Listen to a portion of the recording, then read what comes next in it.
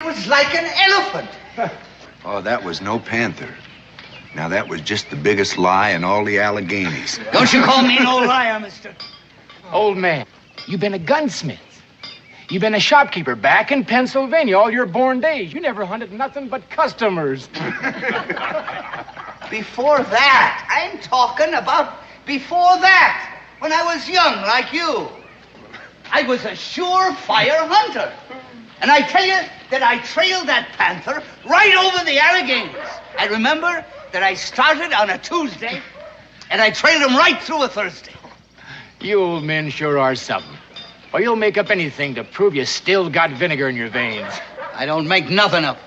I know the woods like the back of my hands. I can trail, I can hunt, and I can fight as good as any of you dumb yearlings. I tell you, I climbed the Alleghenies, I crossed the Ohio, and I got that panther right by the Susquehanna. The where? The Susquehanna. The Susquehanna! What are you, deaf or something? And what's more, I put a rifle ball through that cat's eyes at 100 yards. Oh, now. You crossed the Ohio, then the Susquehanna? Huh? Did you hear that? What are you, crazy loons? What are you laughing at? You can't cross the Ohio and then the Susquehanna. It's the other way around. You don't even know the country you're making up tales about. Now listen, I want some respect, you hear? Oh, yeah. I want some respect from you. Well, then don't tell lies, old man. I ain't a liar and I ain't an old man. I'm going to prove both of them points. Come on, finish this off. I'll take one of you, two of you. Doesn't matter which. Come on, wait. Get go, you serpent. Let him go. Daniel Boone, I'm on your side. Let me down. Put me down, will you? Alex, don't pay any attention to him.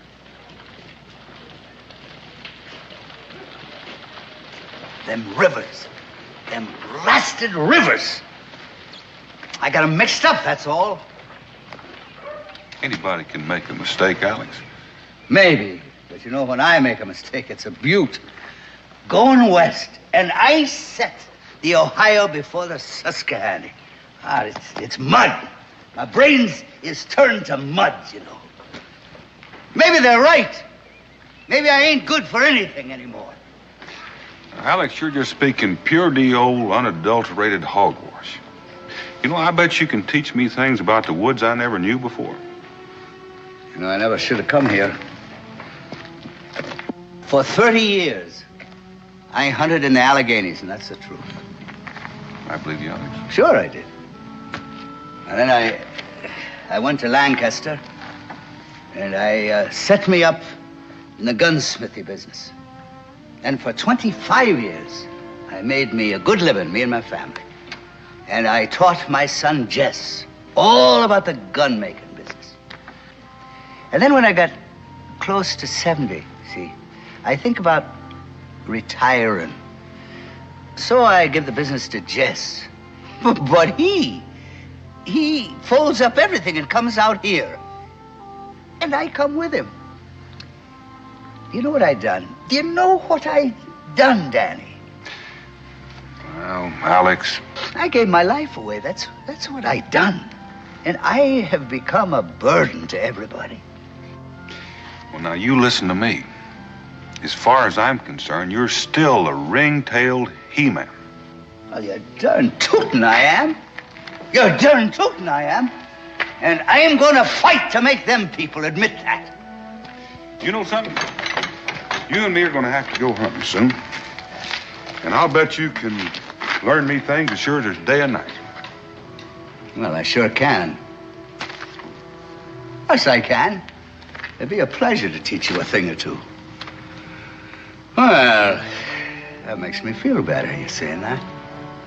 Yeah, that makes me feel real prime.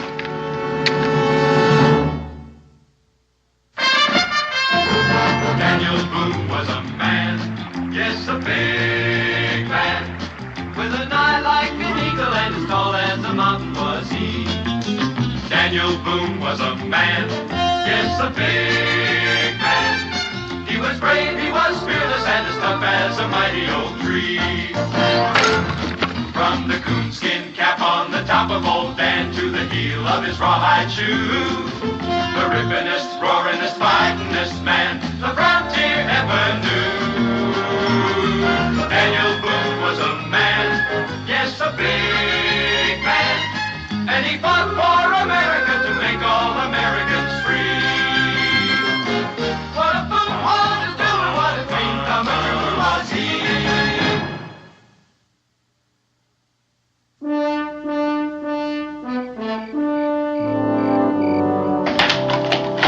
Get up there, young man, all day long. You're in a hurry when it comes time to go to bed. Thanks, sure, do slow down when you get those boxes. Pa, Mr. Hemming, old Alex, why does he act so silly? Is that any way to talk about your elders? I mean, why does he tell those stories? Well, you know, I figure when I get to be his age, I'll have a few yarns to spin. And I don't reckon I'll exactly like it if every word I say gets doubted. Well, you're different, Pa. Oh, am I? Well, the way he tells it, he makes everything sound bigger and better than the way it is now. Well, if that's how he remembers it, who are we to say he was wrong? We weren't there. Still makes it hard to believe. You know, Israel, something keeps running through my memory. I seem to remember my pa telling me about a hunter named Painter Hemming. Old Alex? I recall that he said that Painter Hemming was something to behold. That he knew more about guns and hunting than anybody in the whole of the Alleghenies. Is that the truth? Well, my pa never lied. Why should yours? See you in the morning. Night, Pa. Night, Israel.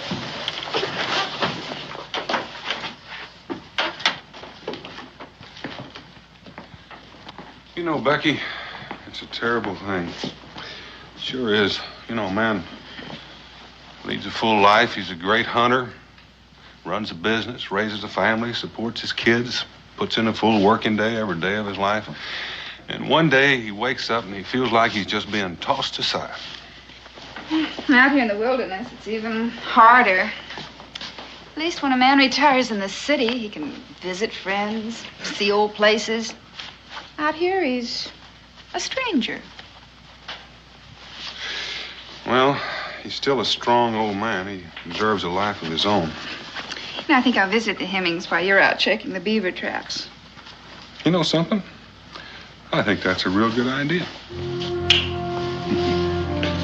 Ow! I'm sorry, Dan. I hope the Indians don't attack while I'm all wrapped up in this. What are you trying to do, Pa? Hurt yourself? Get out of here. I got work to do. Give me that axe. What do you want to do? Get a stroke work like this in the hot sun? You're too old for this kind of thing. You let go. I can still do a day's work, and I want that. He's right, Pa. Be sensible. Be sensible. Be sensible, she says. Now, do you want me here, or do you want me in my grave? Because that's where I'll be, unless you let me live like a man. Of course we want you with us, Pa. That's just it. We don't want you to get sick or hurt yourself. We want you with us. So why don't you let us take care of you, Pa? Well, then let me do the things that make me feel I'm alive. Mrs. Boone. Mrs. Hemming. Mr. Hemming? Daniel sent you, didn't he? About hunting, about him and me going hunting together, right? No, I just came visiting. Well, it's not about hunting? Oh, he doesn't have time to go hunting now. Fact is, he and Kelly and Ben are going out to check the beaver traps. They're over at the tavern now getting ready to go. What, now? Yes. Well, they're not going to go without me, I tell you. Any salt and cornmeal. How about a spot of rum? Nights get mighty cold up there. Cincinnati's, you always think of the most important things. Daniel. I'm going with you. You promised. I'm going with you. Are you out of your mind? That's all we need. None of your sass, mister. All right, when do we start, Daniel? What do I take with me? Oh, Alex, listen. Huh? Listen. Yes? This is different from hunting. You know that. This will be too hard on you. We may be out there as long as a week. Is that all? I got plenty of ginger in me. Ah, this is a man's work, and I'm going to do it, huh? Come on, Alex, you creak. You couldn't even keep up with us. I'll pass you, mister, and make you run to keep up close. 70 years old, and he wants to check beaver traps. That's right, in case you've forgotten it. 70's a fine right age. And I'm still growing. Oh, Alex. Yes. Listen. Yes, I'm listening. Not this time. It's too much for you. You? What, are you breaking your promise, Daniel? Oh, now, Alex, please. No. It's all right. No, I'll just sit in the sun and I'll grow rusty like an old piece of iron. And bit by bit, I'll die. I give it up, you know. Trying to live a life of my own. I give it up. I'll just start walking to my grave. Alex, go get your rifle. You're coming along with us. He was only fooling me. He was only fooling me. No more, Daniel. I knew he was only fooling. He was only kidding, you know, all the time. I'll be right with you now. Now, don't go. I'll be right back. My pa's a mighty good man, Mrs. Boone. All his life he's done for me. Now I want to take care of him. You know, make his days sunny and easy. Hey, I'm going here. By Jupiter, I'm going. Yes, sir, he's going to take me with him. Oh, you'll have fresh meat, Beulah. You'll have bear, you'll have buck, and it's as big as a horse. You can't make a trip like that. It's too much for you. You're talking. I've been making trips like this before you were born. What's more, you just be a burden to them, Pa. You just get in their way. They don't need you. And you don't need me for anything here either. You're not going to go, Pa. I'm not going to let you. What? Get away! Get out of my way! Alex!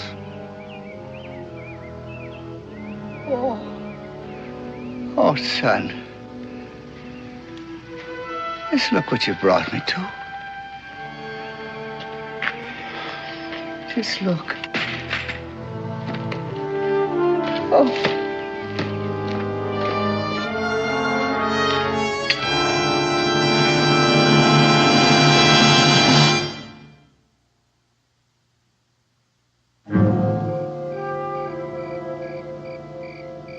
Down in the willow garden, where me and my love did meet, there we sat a-courtin', my love dropped off to sleep.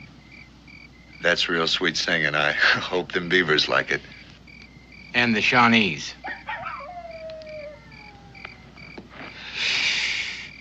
You know, I keep thinking of old Alex. That goings-on back at the wagon. That sure was something. Threatened to shoot his own boy. Well, tomorrow when we run those trap lines, Cully, you can take the north end. Ben, you take the south, I'll take the middle. All right? Yeah, suits me. Yeah, me too. Rendezvous back here about sundown. Well, then, if we can stop thinking about an old man and get some sleep and think of Beaver.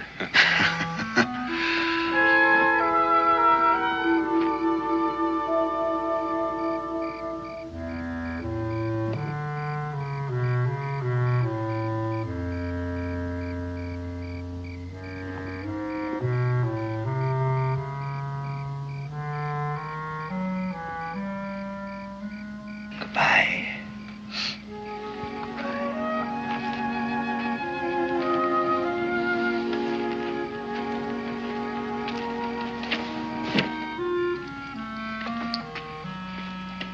Come on, fellas. Gonna find ourselves a life we can live.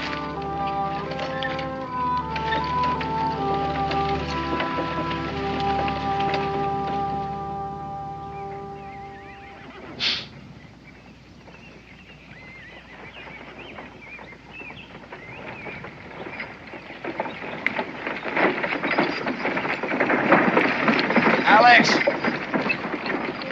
Sammy, what in the blazes are you doing out here? I ain't asking you no questions, mister. What are you looking for? Hey, get away from me now. Get away. You got your whole blasted workshop in there. Stocks, barrels, tools. You're darn right I got them.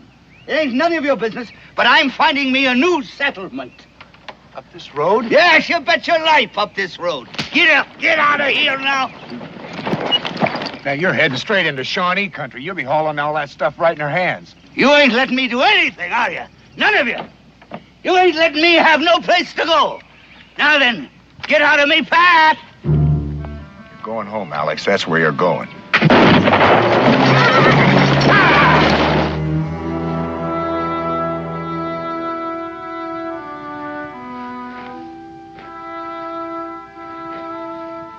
Cully should have been back by now. Well, maybe his traps are full. Yeah. Take more time. Yeah, maybe. Daniel. Ben! Daniel. He shot at me. Oh, Alex, he shot me out there. He done it. He just shot me. You're mighty lucky. He just creased you. He's running away. Got that wagon load of rifle parts, and he's heading straight into Shawnee country. He's what? He said he's looking for a new life, and bang, he shot me. I've been out there for hours. You think you'll be up to traveling? Look, I'll be all right. Just give me a little bit. I reckon this is the end of running trap lines. We're gonna go after old Alex and that wagon before the Shawnee collect them both. We'll have to split up. What for? Well, there's no telling where he's left the trail. We'll scatter till one of us pick it up. And when one of us does? Well, we'll try to convince him his best place is at home. Listen, you ever try arguing with a lightning storm? Nope, but this time we're gonna try. Ben, why don't you hide our gear in that old stump over there? I'll take care of his wound. Right. Let go them horses, you lame bastard! What you doing? Let me alone, will you? You stop that now, you stop it, will you? Cowards! You heathens, you're gonna regret this the rest of your lives, I'm telling you. Get away from that wagon! These are yours, old man? Sure they're mine, you bear-greased fool. They're my stock, they're my business. You can put these together? Of course I can. I've been doing it for more than 20 years. Now all of that is mine, and nobody gets a scrap of it. You'll have to fight me first.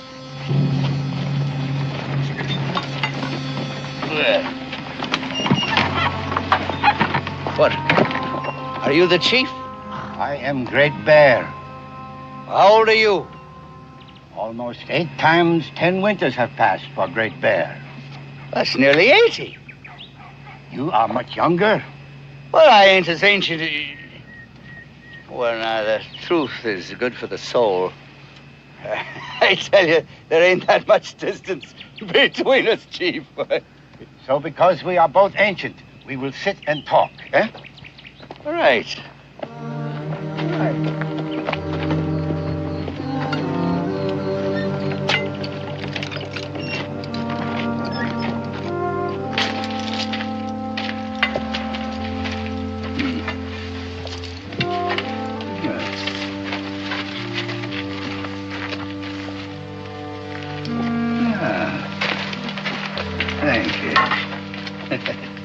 Well, your young people show respect here, don't they?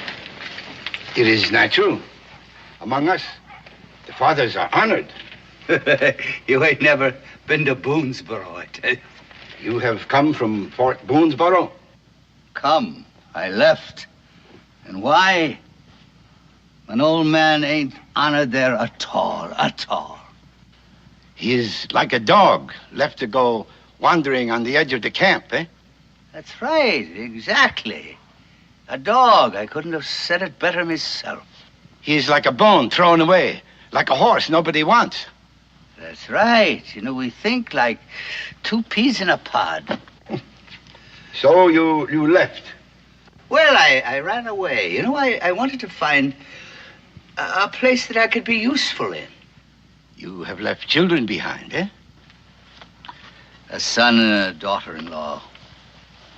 They're the stumpheads. You know, all they wanted me to do was sit around in the sun and warm me bones. I know. Among the palefaces, they do not understand There is much wisdom with the old, much to be learned from them.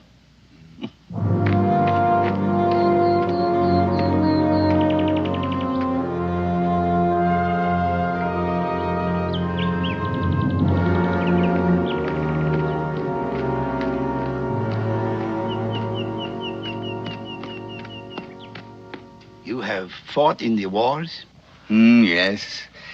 Yes, Quebec. I was with Wolfe in 58. I was in King George's wars in 40. I, too, have fought in wars. English, French, Spanish. You and me, we have seen much and known much, eh? Yeah, I think we're the two smartest fellas in the village, if you ask me. Oh, thank you kindly. Thank you. Oh.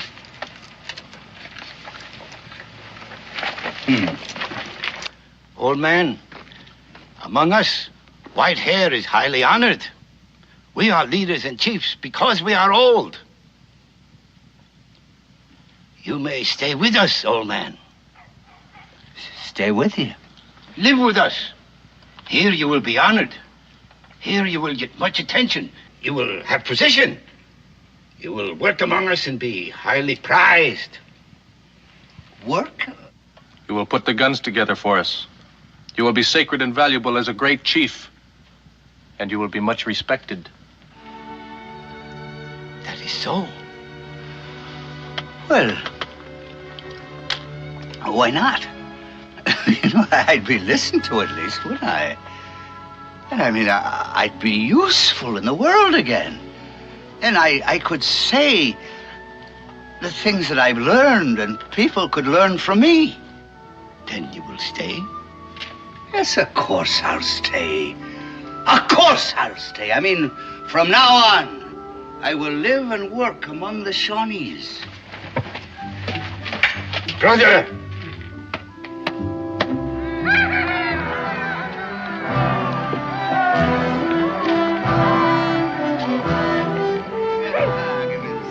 I will put these guns together. I will work for you and with you.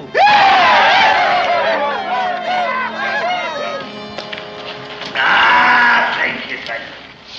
All right, now, where I was. Now, first, I swum the Susquehanna, and then I swum the Ohio. They ain't gonna catch me on that one again, no. And there, on the Ohio shore, I run right smack into that huge panther. The great cat of the forest. Yeah,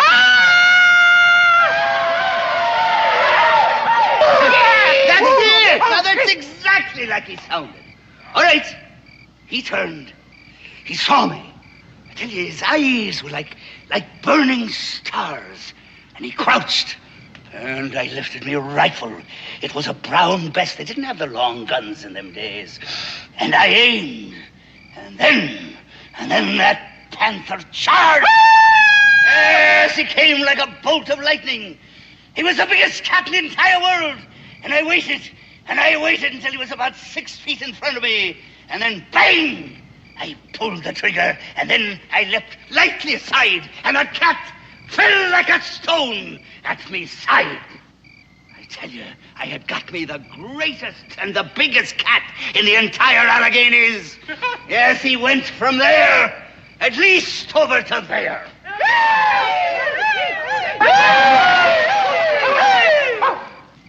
The Earth Spirit has sent us a great hunter, the feather. And now, to our brother, we give the hunter's feather. We honor the skill and courage of a great hunter. Our new brother is now a warrior. Well, thank you kindly. You will teach us, huh? How to hunt the panther your way.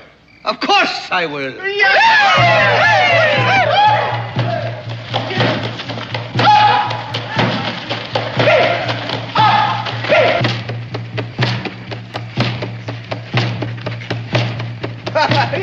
That's too slow, I think. Hey!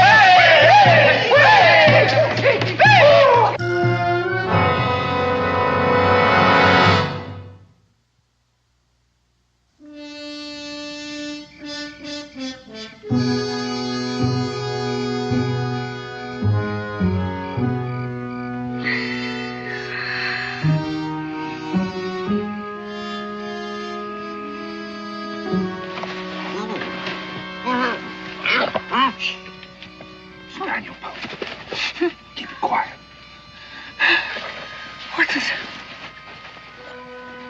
What the blazes is you doing here? Following you. Following me? Why? What for? Well, for one thing, you almost killed Cully. Oh, that is nonsense. Oh, if I'd have wanted to kill him, I'd have killed him. In the first place, no bullet could hurt that stump head. And in the second place, I aim very careful so as just to crease his head a little. Yeah.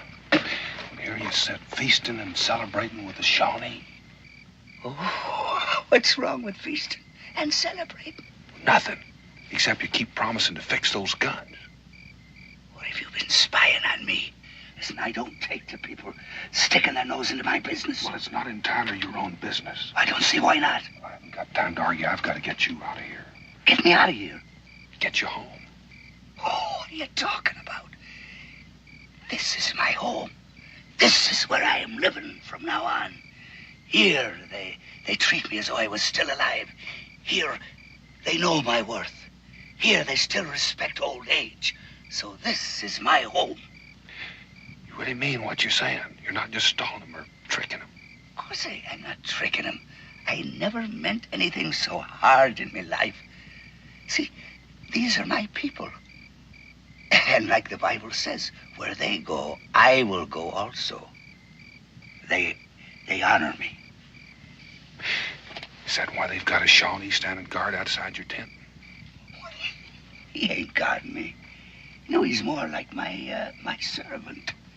Now, it's right. If I want anything, he's up and away like a jackrabbit to do my bidding. Now, that is respect, my boy. Do you really mean to go through with this rigmarole? You're going to make those guns.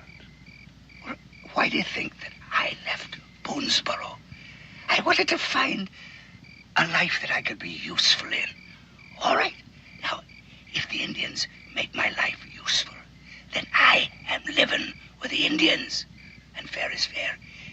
If they give me life, I give them guns.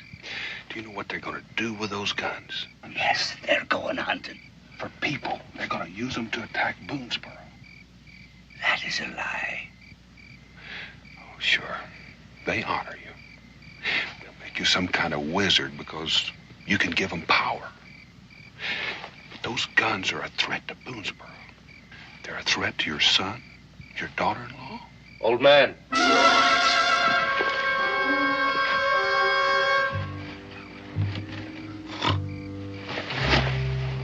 Old man, you call? What's that? I hear voices. Oh, no, that must have been me. I'm sorry, son. I think I was just sleep-talking. It's a habit I got, you know. Now go away and leave me be. I want to go back to me snoozing.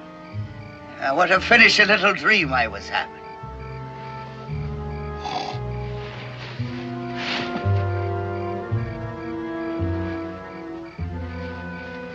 Now listen, I can prove it. What those guns are for. I can walk into this camp tomorrow, walk up to that old chief and ask him about a truce, and you know what he's going to say? No. No truce. Do you want me to prove it to you? No. I'll make my own proof. All right. Tomorrow you ask the chief. No, don't tell me what to do. I don't need any help from you.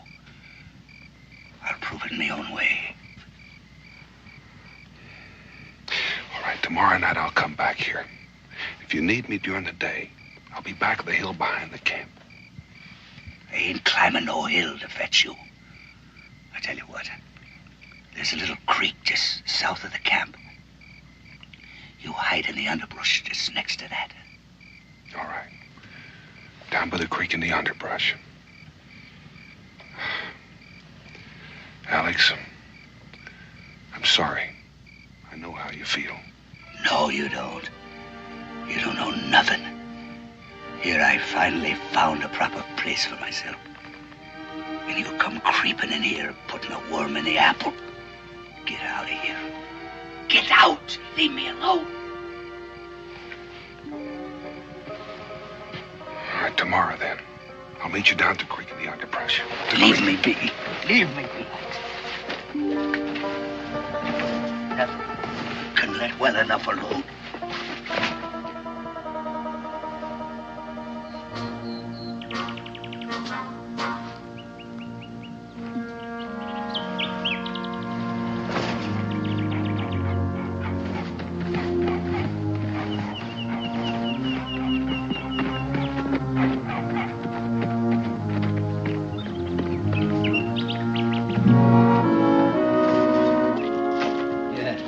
Good morning, my brother. You have slept well? Like a rock. I come to talk to you, Great Bear. Oh? Yes, thank you. You are troubled, my friend? Well, maybe. I don't know. I understand. I understand. I have been thinking much about my brother's happiness. He is alone, but he is still young and still a man. What? Loneliness is poor meat for a man. So today, I think I will send him a squaw, a fine girl, to take care of him. That is what troubles you, eh? What do you mean? Me a squaw? That's just what I need. So, you will start putting the guns together today. Isn't it? You see, that's what I wanted to talk to you about. Huh? It's a question about them guns. Now, we're brothers, right? And a man that can talk honest with his brother, can he not? A man should talk honest with everyone, my friend. Well, that's my sentiments, too. I am glad. Yes. Now, what is it about the guns? Well, now, are you going to, use those guns for a attack on Boonesboro? It is the young warriors who want the guns put together. And for Boonesboro. But it is not hard to understand. Do they not take our food from us? The deer and the bear? Do they not take our land from us? Oh, yes. Do they not come as strangers and drive us out? Yes. Then they are the enemies of your Shawnee brothers, are they not? Yes. And they are your enemies, too. They laugh at you. They make you feel as if you are nothing. They have driven you toward your grave. Is that not true? Oh, yes. Yes, that is. So, if we use the guns against them, what difference should that make to you? None. Not at all. None at all. Good. Then we are still brothers. And today I shall send you a fine squaw. Thank you kindly. Great Bear, thank you kindly.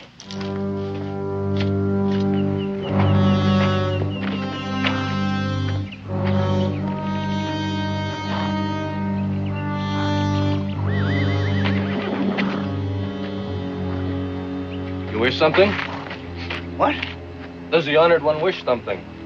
I wish to be alone. I'm thinking. Can't a man think in peace?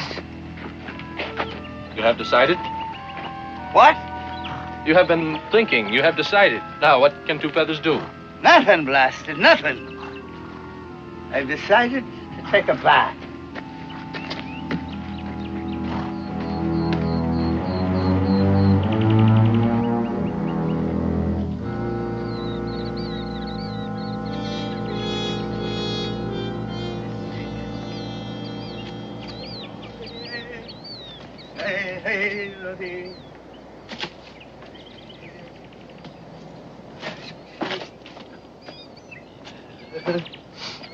Don't move.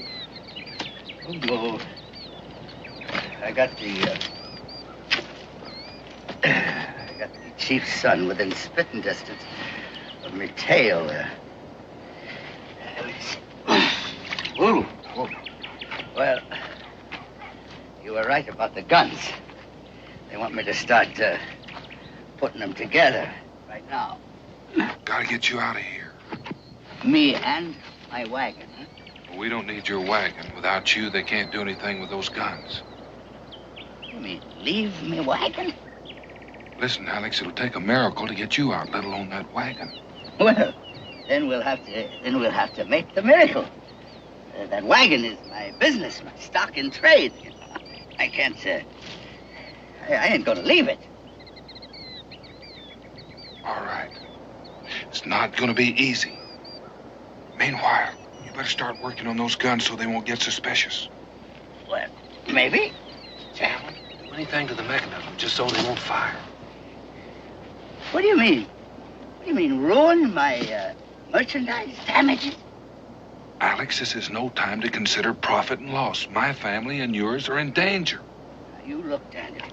If ever I'm going to start me a new life someplace else, well, I need my stock and trade.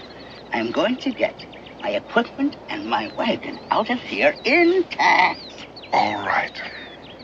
I'll come to your teepee tonight and see what we can work out. Well, I would advise that. You see, the chief is presenting me with a squaw tonight.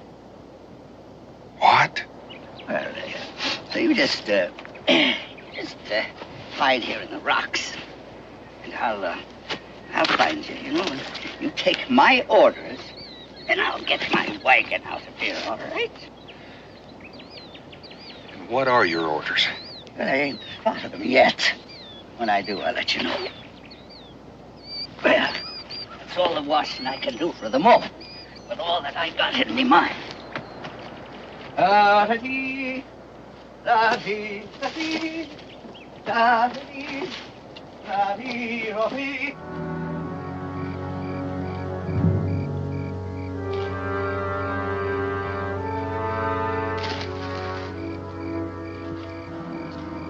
Daniel.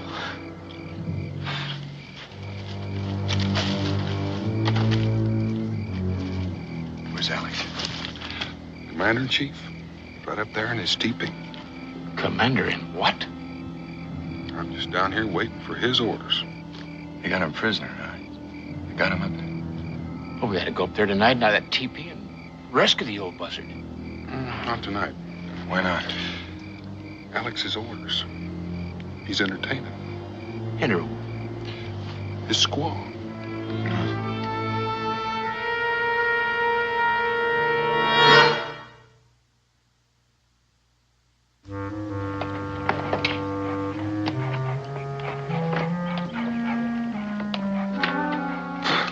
Orders. Can you beat that? We have to wait for orders. Oh, on account of that wagon. Yeah, that wagon's his life. It's the one thing that makes him feel independent. Independence for him and more scalps out of Boonesboro. Well, whatever it is, it's happening now.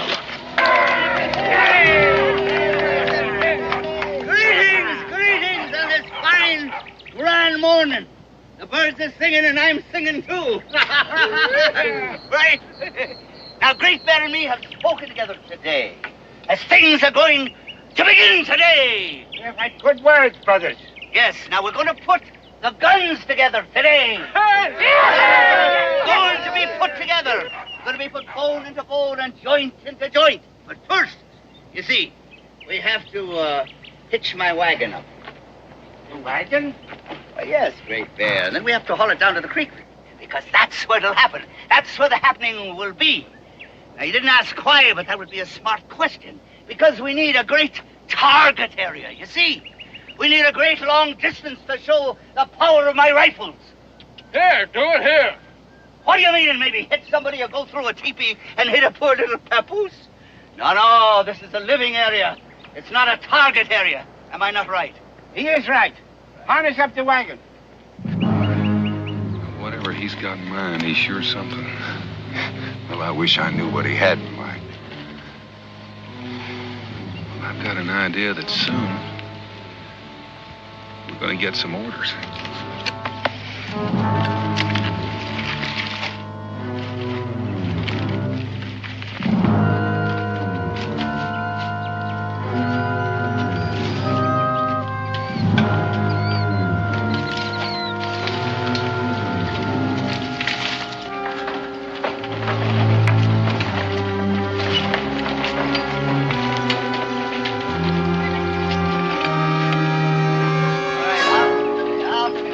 Come on now. Give me room. I will show you how to put a rifle together. So you watch carefully. Watch the hands of an old-timer. There's magic still in these old hands. Now, first we have the rifle stock.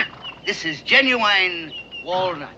Now, it ain't polished yet, but she will shine like the sunlight and water when she is polished. Right now, I will show you the rifle barrel. Will you look at it? It's good steel. That's right. Now, I hammered and I tempered and I fashioned this myself in Lancaster. This is a Pennsylvania rifle.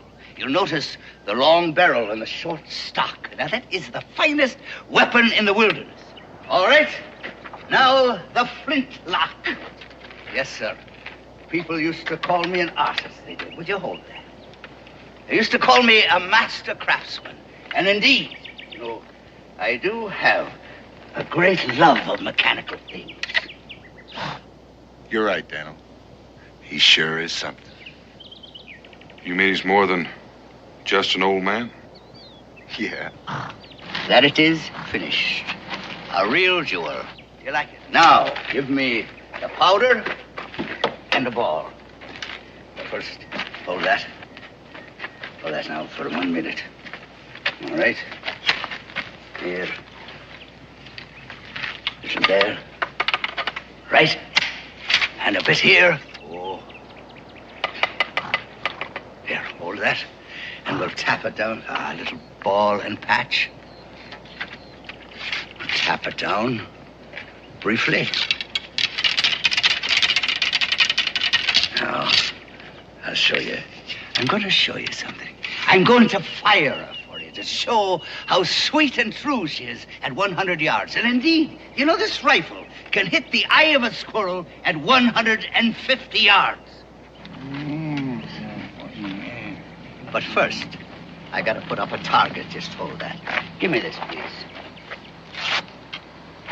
This I am going to put at 100 yards away.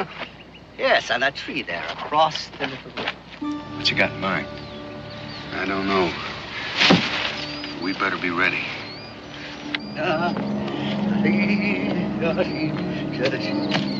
Oh, you got company. Well, it might help. Just do as you're told.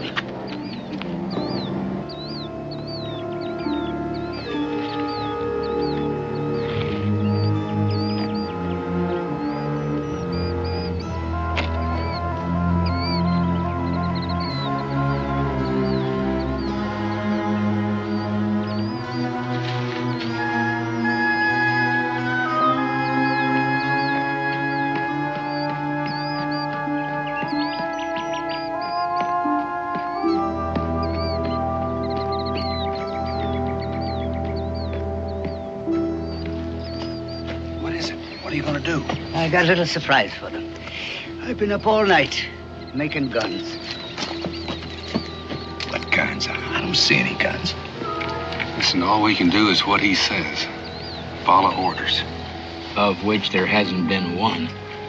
Now, brothers, watch. Straight and true. Yes, sir, an old man is going to show you how he can still be steady and clear-eyed, even at 70. Watch. Oh, he can shoot. Seems like it's not the only thing he can do. A rifle like this, my brothers, is easy. It's quick to reload. And she still fires as good, and she stays accurate. Yes, sir. There ain't nothing like the Pennsylvania long gun. It is the finest weapon in the world, you know that. And it's as slick as grease. And it fires just as good at 100 yards, as easy as it can hit one at 6 inches. All right, go ahead, fire, you knuckleheads. Over their heads.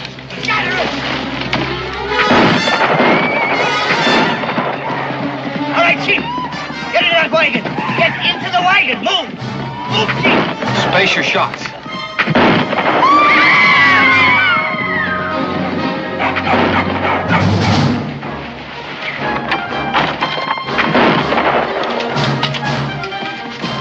Crazy if he thinks we can pull him off here. Keep back, my brothers. Keep back, I warn you. Look at that. Look, did you ever see anything like that? All right.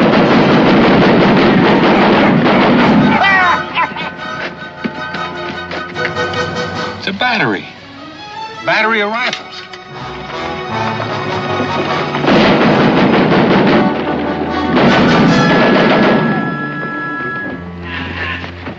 What are you doing, Pa? What is all this? What do you mean, what's all this? I caught him. Great Bear. That's chief of the Shawnees. Me, your pa, the old man, Alex Q. Hemming. And I saved me goods. What goods? Where? How? With this. And with these. Well, you great hero hunters. Did you ever bring back a catch like this, did you? And you still think I'm a windbag, do you? Well, answer me, will you? Answer me, you sawed-off stumps. Answer me!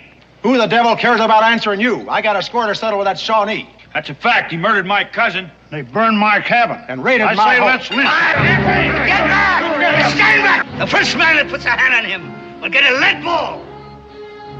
You ain't learned a thing, have you? No respect for an old man. Alex! Oh, good man. You sure obeyed orders. Orders? I'll give you some orders. Now, Alex, you sure messed things up. We got to get him back to his people and right away. I don't know what you're talking about. Why? Because if we don't get him back, they're going to attack us and we're going to be at war with their chief. You don't know what you're talking about. There ain't going to be a war. There's going to be a truce. A truce with the Shawnee? Anyway, what do you think I can't see further than the enemy knows? What do you think we was doing all the time we was riding here? We was talking. Yes, that's it. And me and Great Bear, we agreed. Agreed to what? The truce, man. A truce. We both been living a long time, and we learned a lot. And we learned that there's no sense in a war. So we made a pact. And we're gonna have peace. What my brother says is true. There will be no war. And this one, he's a very brave and wise old man. My God, Alex, you son of a gun, Alex. All right. Thank you. Yes, and I could use a little nip, you know. My Blue Thunder, huh?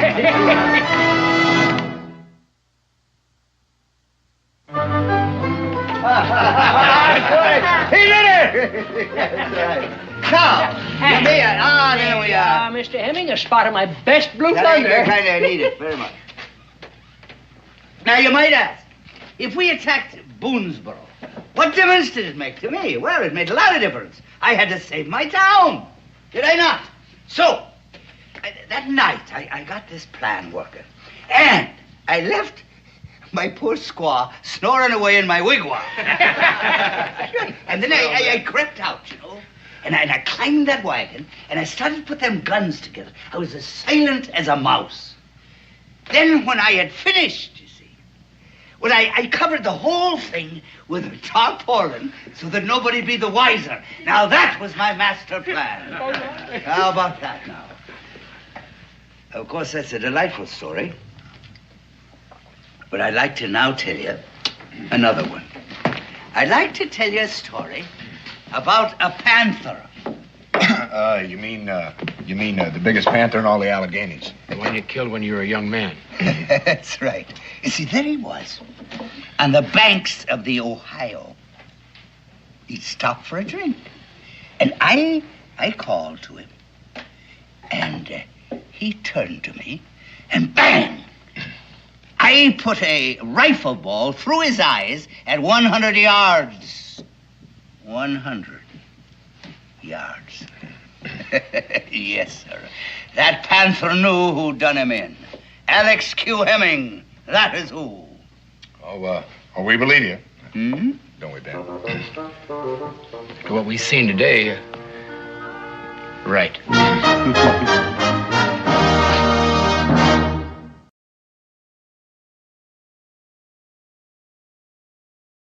Tall and slim, she sure is a dandy. Ho-de-um, diddy-um day. Them lips are sweet as sugar candy. Ho-de-um, diddy-um day. You keep improving on that guitar, Josh, and I just might hire you to do a little singing for the trappers on the rendezvous. Oh, no, you don't. I busted a guitar last year, had a chair broke over my head, and spent 3 weeks with them Indians to keep them getting killed. Well, that's what you got for jumping up and yelling you could whip any man in Kentucky. I didn't say a whip any man. I said any woman, and somebody didn't hear me right. Well, cheers. Wait a minute, aren't you going to wait and see if you got any mail? Where I'm from, I don't know anybody that can write. Well, now, that's strange, because here's one for you, Josh. Now, who do you suppose would be writing me? Well, you could always open it up and find out. I'm surprised I didn't think of that. Yeah.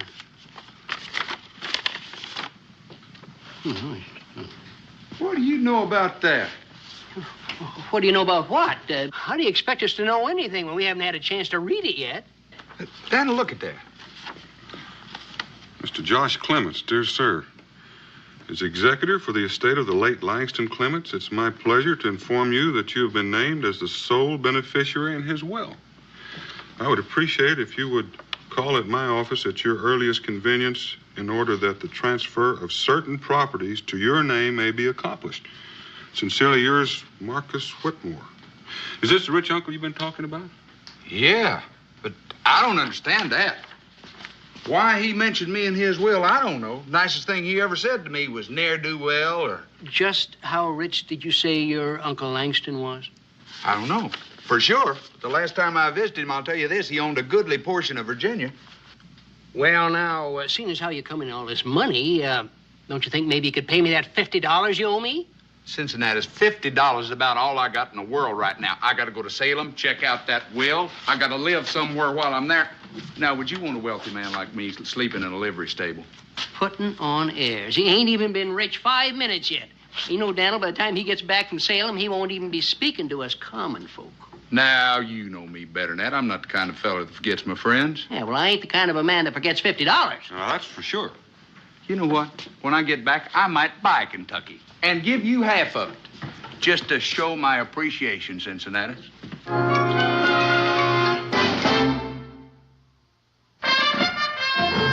Daniel Boone was a man, yes, a big man, with an eye like an eagle and as tall as a mountain was he.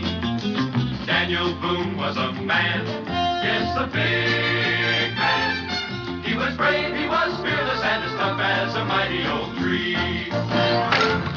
From the coonskin cap on the top of old Dan to the heel of his rawhide shoe, the rippinest, roaringest, fightingest man the frontier ever knew.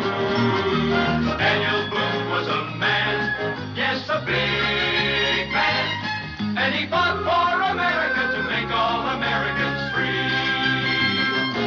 What a Boone wanted to do and what a dream come true was he.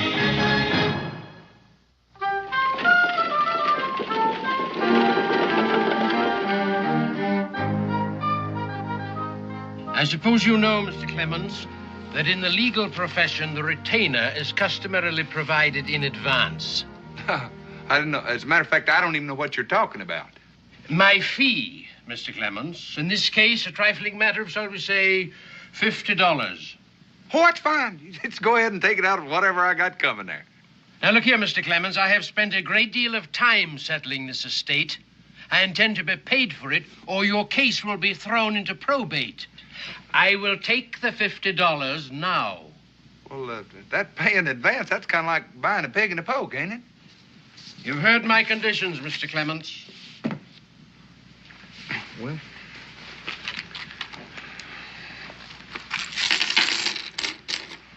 there it is. I don't mind telling you, that comes close to cleaning me out. Excellent. And now, we can get on with our business. Anytime you're ready. The last will and testament of Langston Clements. I, Langston Clements, being of sound mind, do hereby will and bequeath to my nephew, Joshua Clements, clear title to one section of land which I recently acquired with this bequest in mind. Said property is located on the Kentucky River near the present settlement of Boonesboro. Hey, that's right close to where I live. To the best of my knowledge, my nephew has spent his life in a most carefree fashion and in avoiding honest toil. As a consequence, he has none of the skills which might make him a man of honest substance. To remedy this lack of knowledge, I also bequeath to him the ownership of my most trusted slave, one Jonah Wills, who will instruct and counsel in all matters pertaining to the land, the construction of the manor house, and the conduct of same, toward the end that my nephew shall belatedly achieve and maintain a position of importance and respect in the community. Well, if my uncle plans on me starting farming, it seems to me that he ain't quite as sound of mind as it said he was up the top there. Go ahead. That's all. That's all. Now, look, I'm supposed to be the sole heir, and I happen to know that he had a big plantation over near Richmond. Well, your uncle was a very philanthropic man. He disposed of the bulk of his estate before his death and distributed the money among several charities. He apparently believed that you were capable of fending for yourself. Well, I appreciate all the confidence my uncle had in me, but right now I'd settle for just a little cash. Perhaps you'd like to read it. No, well, I'll take your word for it. I'll make you an even deal. You give me my $50 back and you can have that property. No. I couldn't do anything like that, Mr. Clements. Now, here is the deed and location of your land, and here is a letter proving ownership of one Jonah Wills, a slave. What do I want with a slave? And in my opinion, your uncle has detailed that most explicitly. He might have detailed it, but that don't mean I got to carry it out. But I fail to see how you can avoid it. Oh, it's very simple. This Jonah, what's his name? He don't know who I am, and he don't know that I own him. And I sure ain't gonna be the one to tell him. He has already read the will. You mean he reads? I think you'll find him a most intelligent and educated man. I ain't gonna find him nothing. That's all I got, right there. Now, that ought to take care of the postage, the ink, and the stamps. And you write this Mr. Jonah, whatever his name is, and tell him that I set him free. Now, that ought to settle everything. Well, there's no need for me to write. He's here in town awaiting your arrival. Would you mind telling me where? At the Blue Boar Tavern. He's been working there at night for his board and lodging.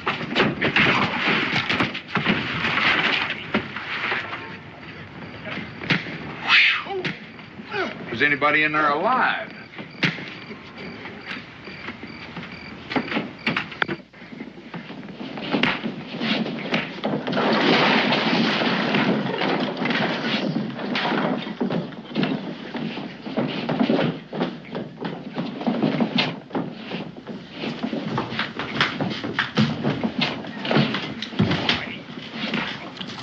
It's a nice, quiet little place you run here. Yeah, I know. You had us in a real slow night. Sometimes there's a lot of action going on. Oh, I'll bet you do. Yeah? What are they fighting about? Old bouncer just thrown out a couple of deadbeats and couldn't pay their bills. You don't mean to tell me one man's going to throw them three out? 3? There were 5 to begin with. He's already thrown 2 out. Yeah, they passed me as I was starting in. Ah, yes. What's your pleasure, stranger? Huh? What can I do for you? Oh, I'm looking for a man named Jonah Wills. Somebody said he worked around here. He's working now. Would you mind telling me where? No, right behind you.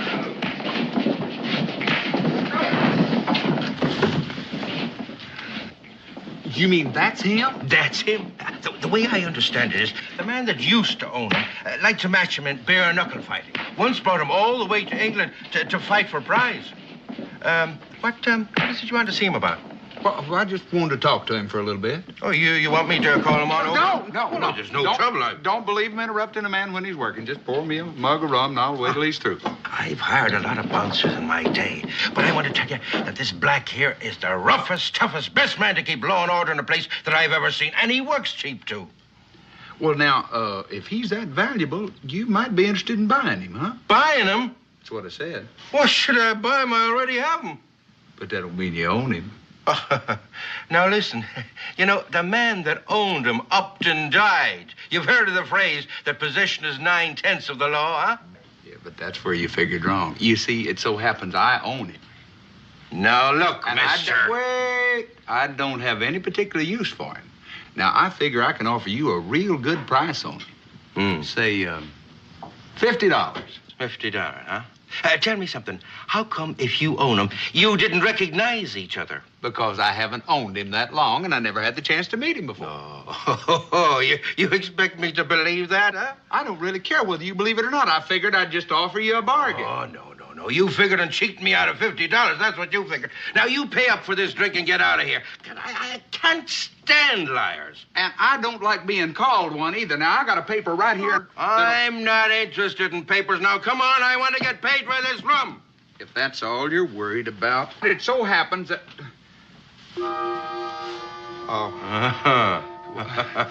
I left my money over on the lawyer's desk, and I can go over... Yes. Jonah? Yes, sir. Now listen, sir. Do you want me for something, Mr. Whitney? Yes, Jonah. We got another deadbeat here. Throw him out. Now, you wait a minute, because Throw him out. Listen, I got no paper in my pocket. If you just let me... Well, at least you might give a fella a chance to do a little explaining. All right, now I've done it. Now I'm mad.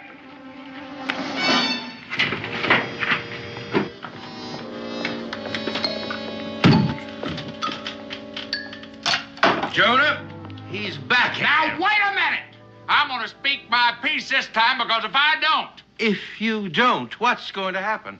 If I don't, you're going to throw me out again, and I'm going to come back in, and you're going to throw me out again, and that's going to get tiresome after a while. Now, I got a piece of paper that's signed and Let me witnessed. see that paper.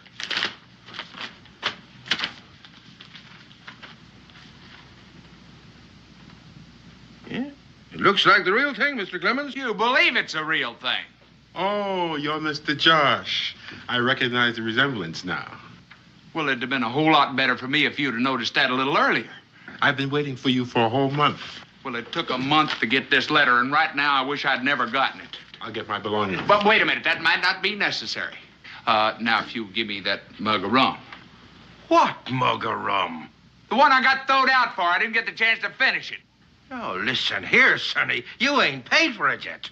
Well, the way I got it figured, if I went to all the trouble to get thrown out because I didn't have the money to pay for it, I got a right to drink it. Well, I figured that you still owe me for the mug of rum, huh? All right. Well, you're just going to have to throw me out of here again. And don't look to Jonah, because he don't work here no more. This time, it's going to be my Now, pleasure. wait. Ho. Listen, I told you that Jonah was up for sale. Now, I'm a fair man, and I'm willing to take the price of the drink off of the purchase price. Oh, that's very big of you. $50, did you say? That's what I said. It's a deal. It's a pleasure doing business with you. I hate to spoil your pleasure, Mr. Josh, but did you read that paper saying I belong to you? Of course I read it. Then read it again. Mr. Langston figured you'd try to resell me on the market, so he put a clause in there saying that you can't resell me.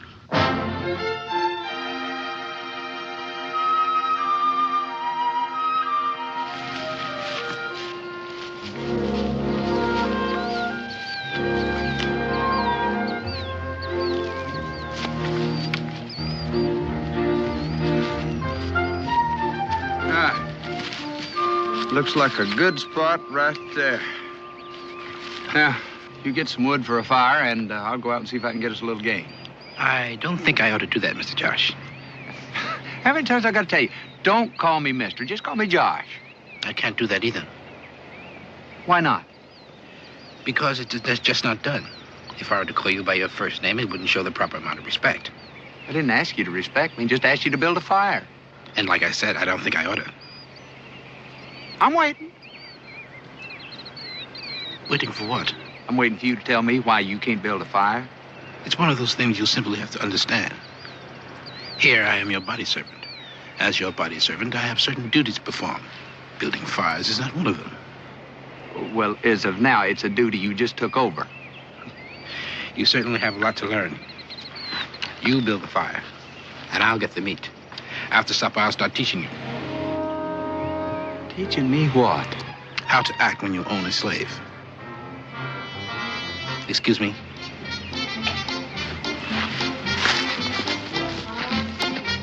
I'm beginning to wonder if I own him or it's the other way around.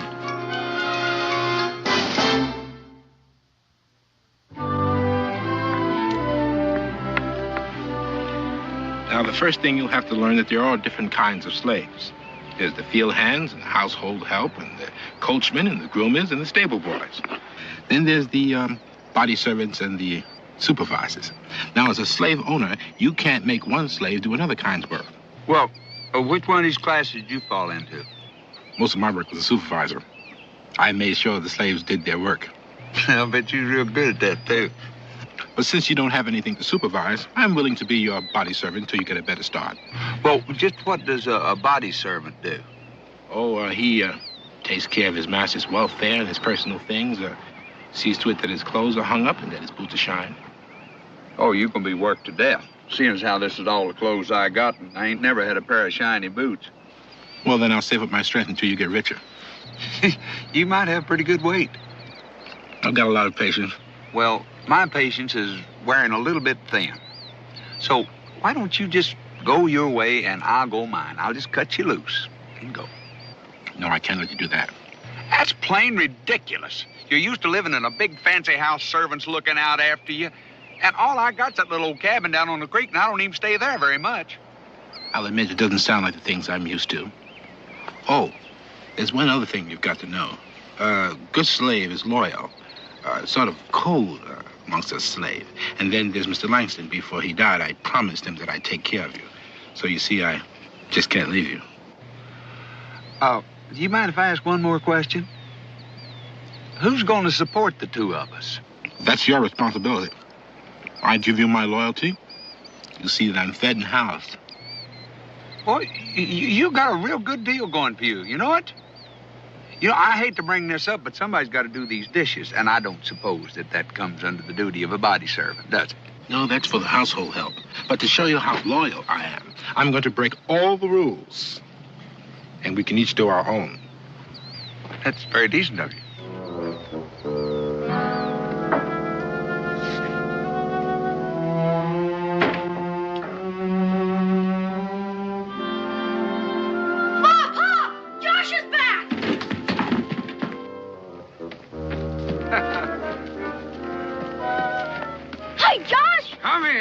How you doing, big man? Good to see you.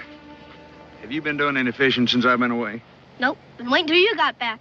Not much fun going fishing all alone. I wouldn't think so. Who's he? Oh, that's Jonah.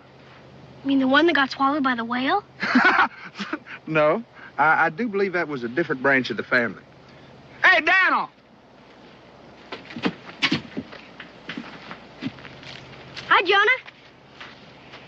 I'm Israel Boone. It's my pleasure, Master Boone. I'm no one's master. I'm just plain Israel. You a friend of Josh's? Not exactly. You see, I belong to him. Belong to him? That's right. You mean you're his slave? That's right.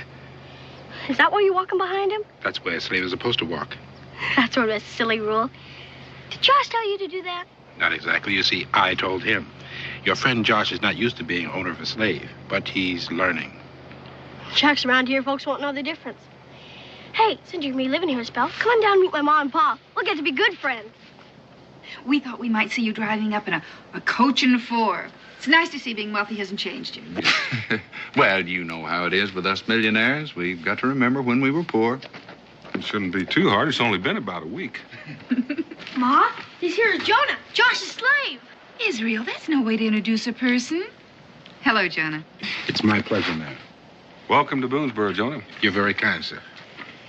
Dan, Josh and his friend must be tired and hungry. I think the least we can do is offer them a meal. Becky, I thank you, but I'm not too hungry, and I got to get on over to the fort.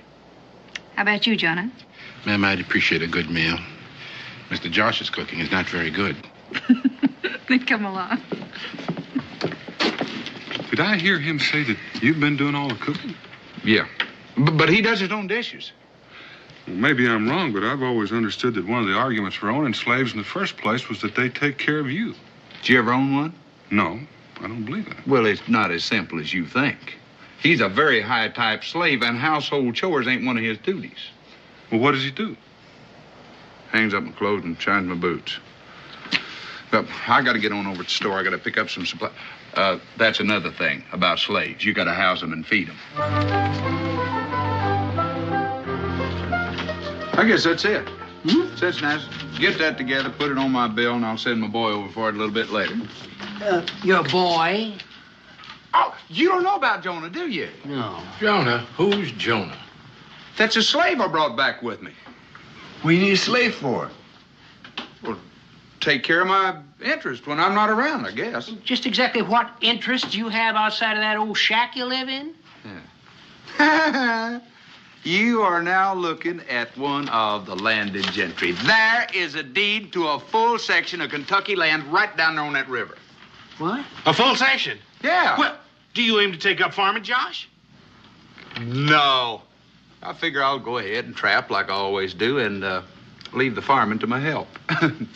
Would you pour my friends a drink and get yourself one, too? Well, I suppose we'll just put that on your bill, huh? Now, you wouldn't want to lose my trade because you refused to extend me a little credit, would you? Well, no, I wouldn't want to lose it, but then again, I ain't too sure I can afford to keep it.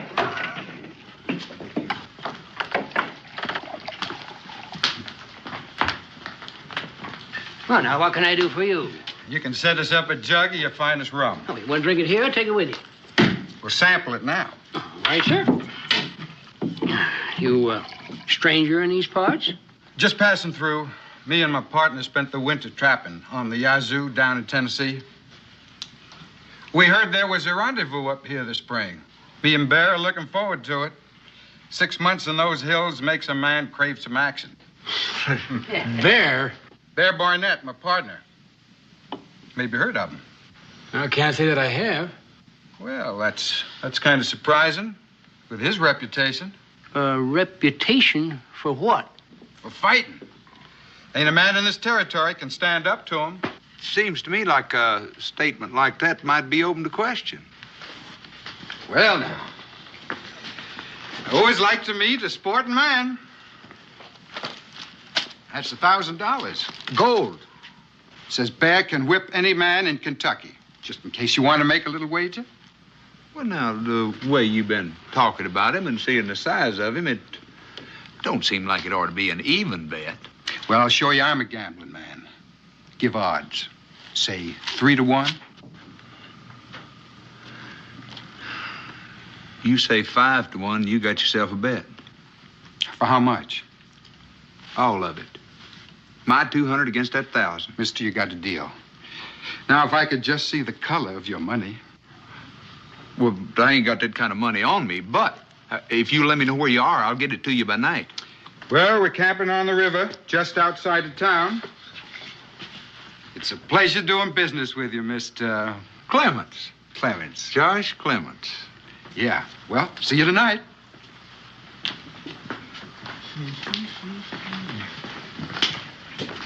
Oh, when's this fight going to take place? How about the first day of the rendezvous? Now, that way everybody can get in on the fun.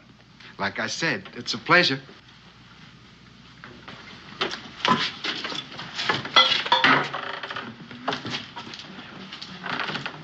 Josh? Mr. Clements, let me ask you a question. Now, if you got enough cash to take this man's bet, then how about the money you owe me? I can explain that. I didn't really make that bet for me. Well, who you betting for? The four of you. Look, I'm your good friend. I couldn't stand to see you miss out on all that easy money.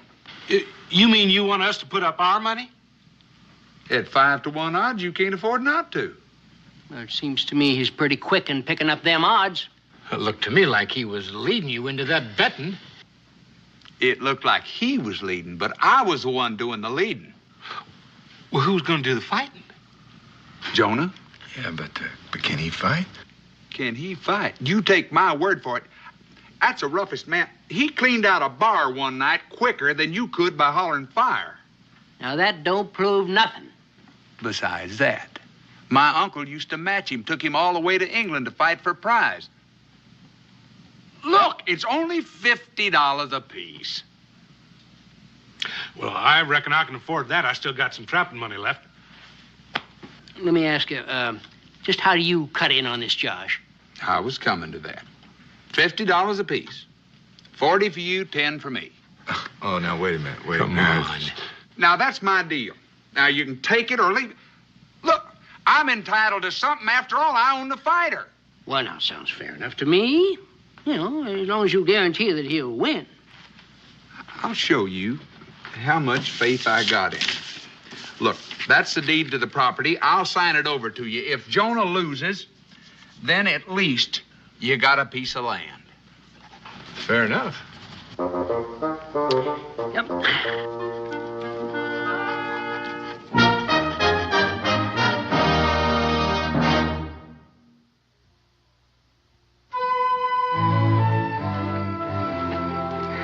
I don't know, Homer. $200 seems like pretty small pickings. It's nowhere near as much as we figured we could take these farmers for. Well, there'll be plenty more. When the trappers start coming in and taking on the liquor, there'll be plenty of challenges and at better odds. Just don't make it look too easy. Take a few falls. They'll all think they can whip you. Here's to all honest men. May they stay corruptible, gullible, and greedy. Hello there. Well, come on in. Well, Mr. Clements, I just about give up on you. I'm sorry I'm a little bit late. Say hello to my friend Daniel Boone. Daniel Boone? Say, I heard a lot about you. I'm mighty proud to know you. This is my friend, Bear Barnett. Would you like to join us in a drink? Oh, I think we better not. I just came over here to bring you the money. Didn't want you to think I backed out on it. You can count it if you want to. Oh, no need for that. I never give a thought to you not showing up. Well, I guess this seals the deal. Well, almost. It's not that I don't trust you, but I figured we both might sleep better if we had somebody to hold the bet. So I figured Daniel here. Why, sure. I'll just go get my money. You the one I'm fighting? No, not me. I only fight when I'm mad, and right now I'm feeling mighty friendly. Well, I'm just as glad, considering the size of you. You are, Mr. Boone. I'm mighty glad to have you keep that safe for me. Well, I guess that just about does it. We'll be seeing you. Sorry can't stay and have a drink with us. But then me and Bear will buy you one before we leave town. It's been a pleasure.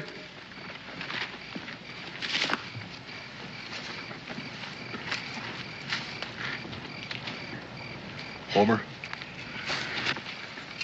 you think it was smart handing over all that money? To Boone? He runs this territory. Letting him hold stakes just goes to prove we're honest. Josh, I don't know what you're getting into, but I'll tell you one thing. Those two are not trappers. I figured that. And that big one, he spent a lot of time in the fighting ring. Figured that, too. So does Jonah. Well, speaking of Jonah, how does he feel about this fight? He don't know about it yet. Well, when are you going to tell him? Tonight. He's at the tavern waiting on me now. Josh, I don't want to pry, but do you mind telling me why you got mixed up in something like this? Daniel, you're the only one I'd tell this, but an uncle of mine didn't leave me money like I expected. And, well, he gave it all away before he died. Only thing I wound up with was that land and Jonah.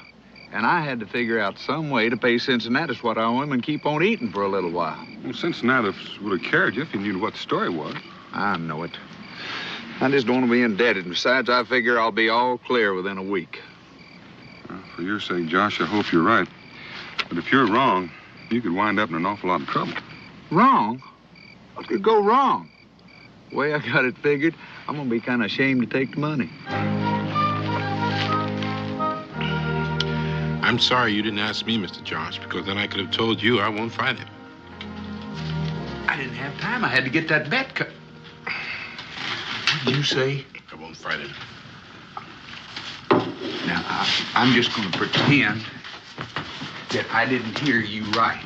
Well, you can pretend all you want to, because the next time you ask me, the answer's going to be the same. I don't suppose you'd mind telling me why. Because it doesn't come under the headings of the duties of what I'm supposed to do. Now, wait a minute. Now, you told me as a body slave, you're supposed to look out for my welfare. That's what I said. Well, you don't know how much welfare I got riding on this match. There's no point in arguing, Mr. Josh. The answer is the same. I won't fight him. Johnny, you can't do this to me. You didn't see fit to consult me. I don't see where I'm to blame. If you're in trouble, it's not my fault. It's yours. Now, if you're through asking me questions, I'll pick up the supplies and go back to the cabin.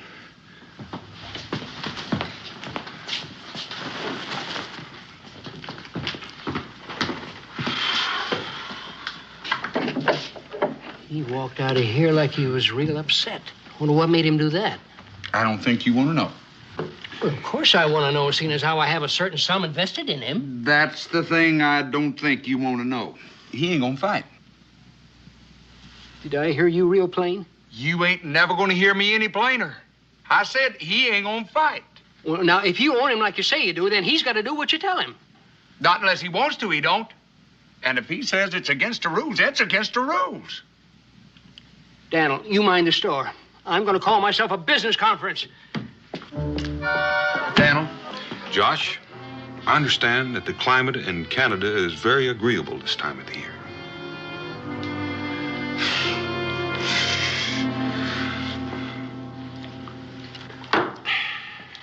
We talked it over on the way.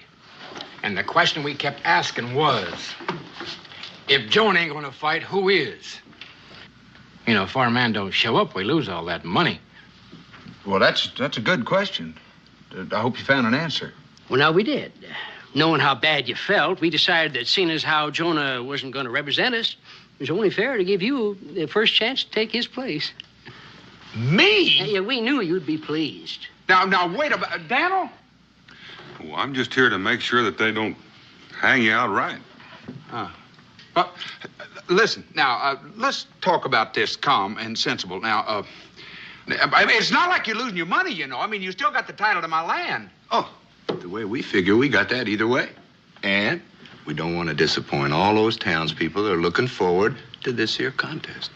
And since we only got a few days left, we better get you into training right away. What kind of training? Now, as I recall, these here professionals soak their hands in brine, you know, to toughen up their skin, and their faces, too, so as they won't get cut so bad. Oh, and then you got to get up every morning and run, you know, to strengthen their legs, you know.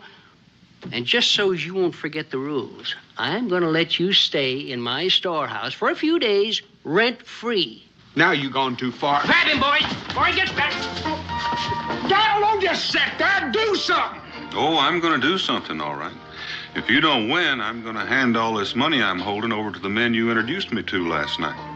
Let's go.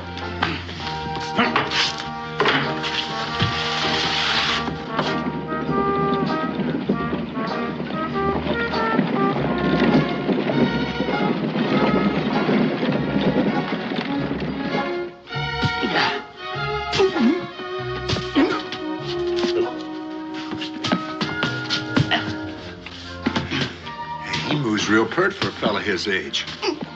Don't look like he's even windrowed neither. He's been at it for 15 minutes now. You know, I hear some of them French fellers fight with their feet. Now, maybe he ought to do something like that. Yeah. Take him by surprise, so to speak. We ain't got time to teach him, so you're just going to have to go with what he's got. Plain old hitting and kicking and scratching and gouging, huh? Scratching and gouging? You got to be out of your mind. Them last two is out. They ain't sportsmanlike. Sorry about that, Josh. Me and my big mouth.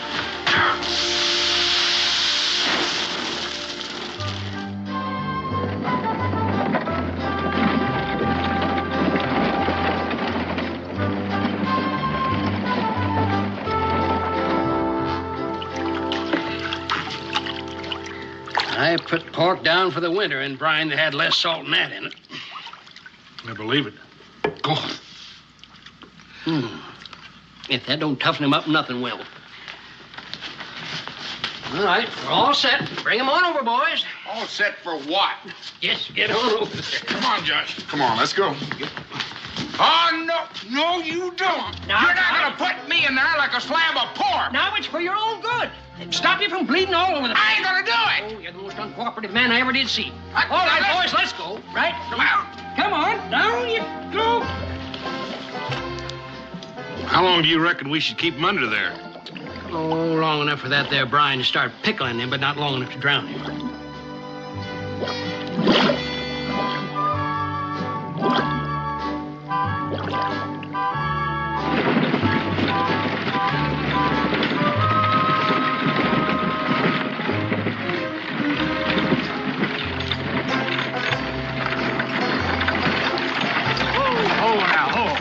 There he goes. He's heading for the water again. Get him out of there before it founders. Come on, Josh. Get out there. Come on, Connie, get him. Get him out of there. Come on. Oh! Oh, there's no doubt about it. He's rounding into shape, all right. 3-4 days ago, I'd have got him out of here all by myself. Get his leg. Oh, my. Dan, just how much trouble is Josh in? Oh, about all the trouble a man can get in, considering the time he had to work on it. Such as? Well, first of all, he's in debt to Cincinnatus. Then he talks Cincinnatus and the others into putting up money on a bet he can't make good on. And tomorrow, he's got to fight a man who makes his living as a fighter. And finally, he signed over his land as a forfeit in case he loses. Well, what will happen to him if he fights this Bear Barnett? Oh, I reckon he's bound to survive, but it's bound to be a mighty unpleasant afternoon. Maybe you could talk to him. Talk to who? To Jonah. Well, you could find out why he's acting the way he is and why he won't fight this man for Josh. Oh, I couldn't do that, Becky. I hardly know him. And besides, I can't say that I really disagree with him. Josh did take an awful lot for granted. Maybe so. But I still think somebody should talk to him.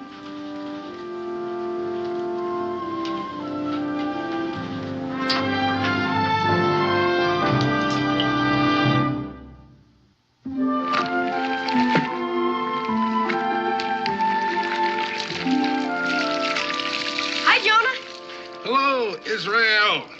I came to ask if you'd like to go fishing with me. No, I haven't been fishing in a long time. I expect I almost forgotten how to by now. I could teach you. You see, my mom doesn't like me to go too near the river by myself. Josh used to take me, but he's been too busy lately. Has he? I hadn't heard. Hadn't heard? No. Josh doesn't come home lately. And I don't get much company here. I guess folks don't think about associating with a slave. Maybe because it's what you did to Josh. What I did to him? Sure. You wouldn't fight when he was dependent on you. Why won't you fight, Jonah? Are you as scared of Bear Barnett? No, I am not as scared of Bear Barnett. Then why? Well, you see, it's hard to explain. Mr. Josh's uncle left me his responsibility to take care of him, to show him how to till the land, plant the crop. And if I'd have gone on and accepted that fight so he'd win the money, he would have gone on being shiftless and fiddle-footed. All the man thinks about is making easy money. If that's true, why is he going to fight Bear Barnett himself? What? The boss says he might live through it. Man can be too pleasant.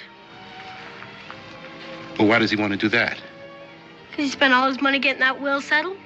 So he didn't have anything left to pay Cincinnatus what he owed him. Well, he didn't tell me that. That ain't all of it. When he was making that match with Bear, there's some other people betting on you, too. Because Josh told him to. So he signed over his land. So no one would lose anything on account of him. Well, he can't do that. His claim to the land is like his claim on me. He can't transfer a title to it. Well, then, Bear Barnett don't kill him. Cincinnatus and the others will. See you later, Jonah. Oh, yeah.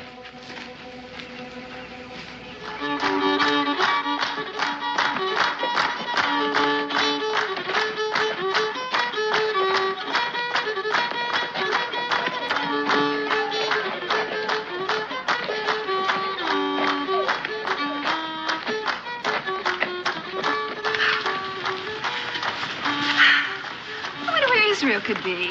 Oh, I reckon he's around here someplace. Becky, why don't you wait right here? I'm going to go over and talk with Josh. Dan, isn't there some way you can help Josh? Well, I reckon the only way I could help him would be to volunteer to take his place. And I don't reckon he'd stand for it, and I don't think I'll insult him by suggestion. I'll be right back.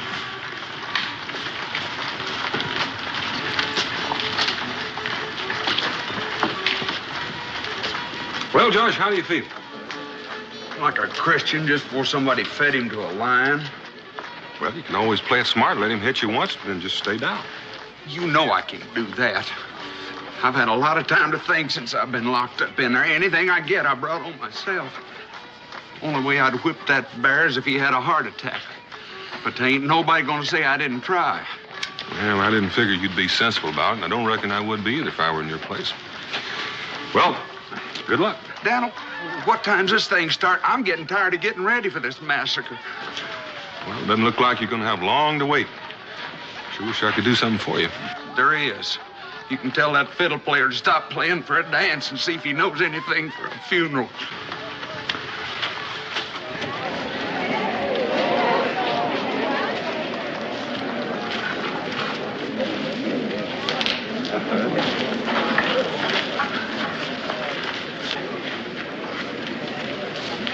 Cincinnati, they're here. The fight's going to start any minute now. All right.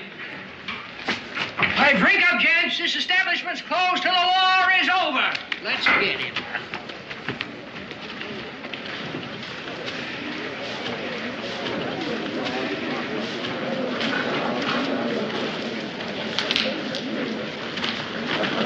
Oh.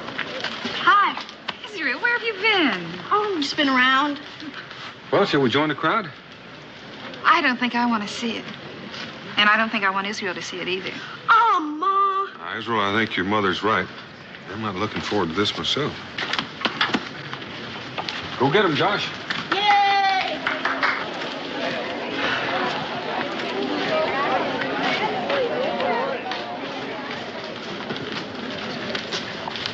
Josh, now get down. You can do it. Don't let him scare you. Go get him, Josh. Come on, Josh. Now, come on. No, Just don't let him can't. lay his hands on you. If you can't outfight him, you can always outrun him. Come on, now get in. Get under those ropes. Sit down. Take the stool. Sit down. That bear is a mean-looking one. In spite of what he done to us, I still feel sorry for Josh.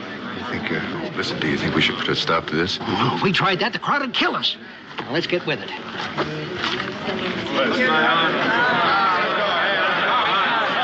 right, now let's just quiet down. Ladies and gents, let me get your attention now.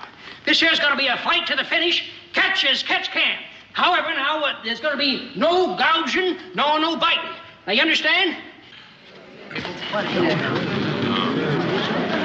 Jonah! Get out of here. You're trying to commit suicide. Jonah! Do like I said and get out of here. We can't fight a man like that. What's he doing here? Well, that's the man I had planned to do the fighting. I just hold his seat for him.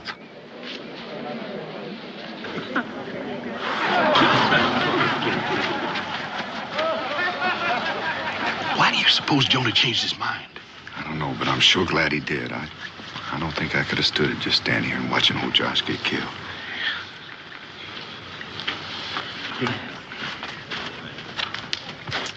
All right, ladies and gents, now we'll get on here. Now, like I said, this is going to be a fight to the finish. So, now remember, no gouging, no biting. So if you two gents are ready, why, just come right ahead. Let's have at it. But wait till I get out of here. Get him, Jonah! There we go. Get on. Yeah, you know what you go get him. Yeah, that's right.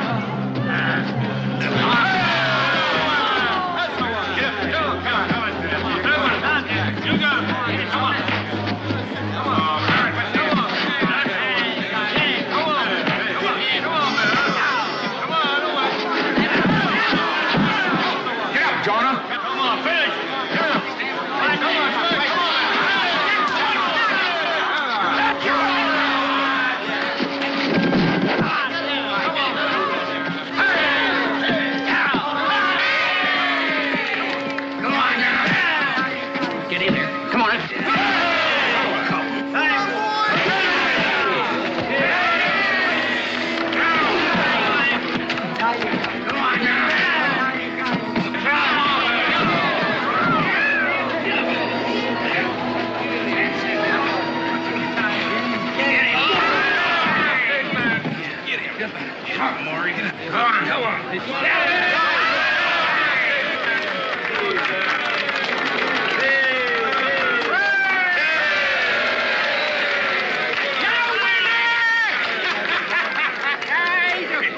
Jonah, what a fight. You were wonderful.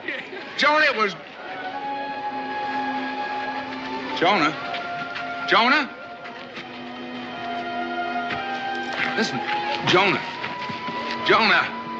Let it go, Josh. What do you suppose is the matter with him? I don't know, but he doesn't want to talk to you. Let me go after him, Pa. Maybe he'll talk to me. All right, son. And bring him home to dinner. I've got a turkey on.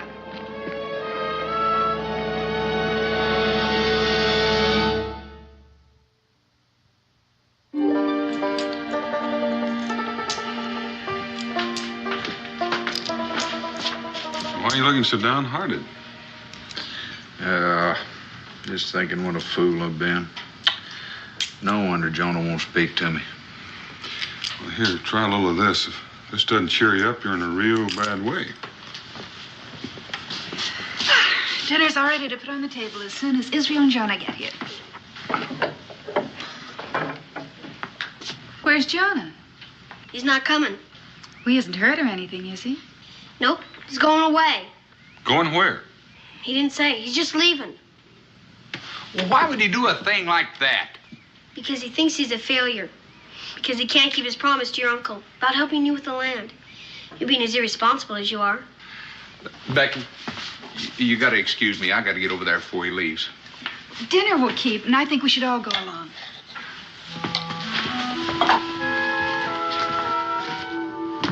You, going to leave before I even had a chance to say thank you, huh? Thank me for what?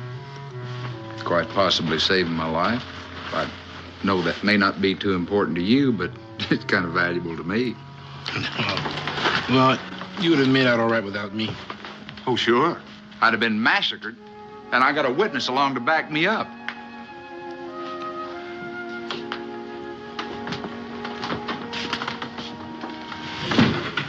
Why are you leaving, Jonah? Mr. Boone, I gave my word on something I couldn't make good in. It was a mistake for me to interfere in Mr. Josh's life.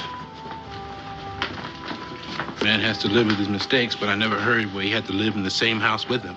It's not your mistake, Jonah. It's Uncle Langston's. He's a good man. He meant well, but he's got no right to dictate to anybody how they're going to live. Me, a planter? If I was going to be a planter, I'd have been a planter a long time ago. Guess I found that out. I'm not finished yet. I'm not the only mistake he made. You're the other one. Served him all your life. He had no right to ask you to serve him after he'd done cashed in his chips. And of all things, being a slave to somebody like me. Now, does that make sense or not? Well, it makes sense. So, as of right now, you're not serving anybody but yourself. Because you're free. I'm setting you free, and I'm going to find a paper that'll make it legal. Mr. Josh, Furthermore, you now own one section of Kentucky land. You can't transfer that title, Mr. Josh. I can will it to you. Now, don't you think you ought to kind of hang around to see that the weeds don't grow up in it until somebody hangs me or shoots me or something happens?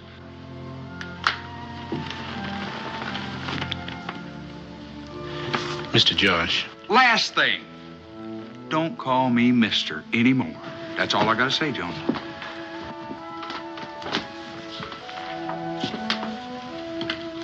You still planning on leaving, Jonah? He can't leave yet. I haven't had a chance to take him fishing yet. Yes, you did promise that you'd teach me that, Israel. I don't like to interrupt all this, but I've got supper cooking at home. And if none of you are going to eat it, I'm going to feed it to the hogs. I reckon we better go.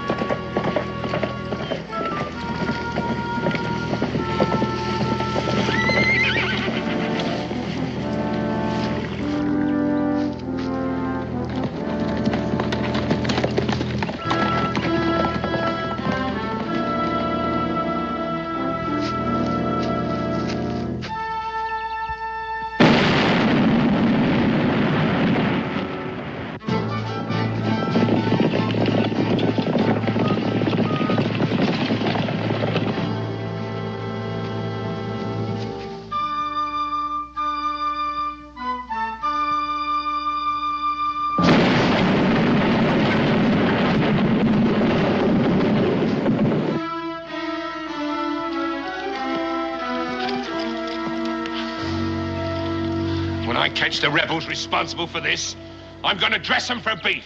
Whoever it is, they know their business all right.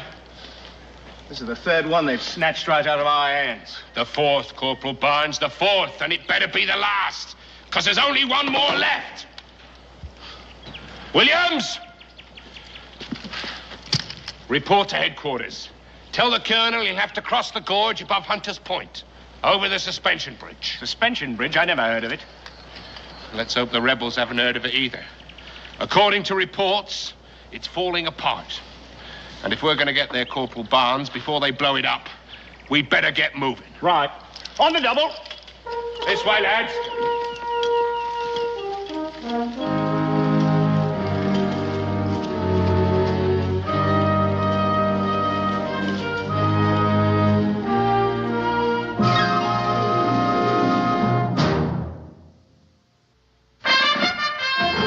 Daniel Boone was a man, yes, a big man, with an eye like an eagle and as tall as a mountain was he.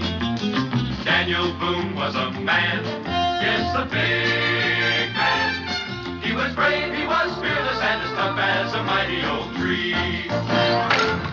From the coonskin cap on the top of old Dan to the heel of his rawhide shoe, the rippinest, roaringest, fightingest man the frontier ever knew. Daniel Boone was a man, yes, a big man, and he fought for America to make all Americans free. What a Boone wanted to do and what a dream come true was he.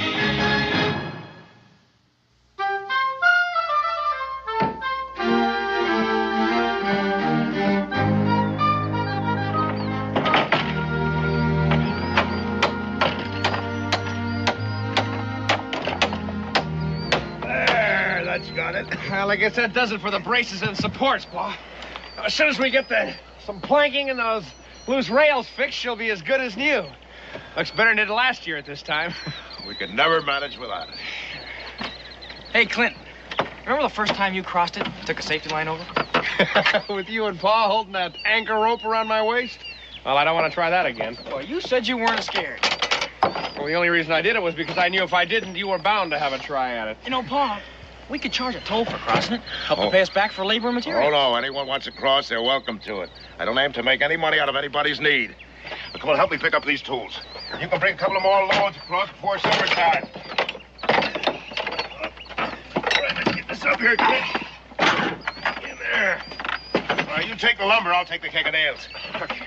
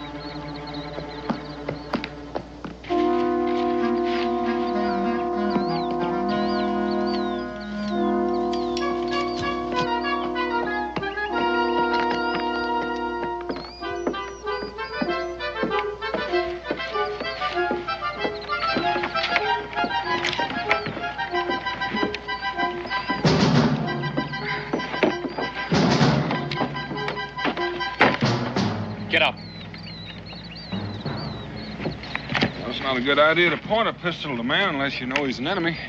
How do I know you're not? How do you know I am? I'll let my father decide that. This bridge is private property, mister.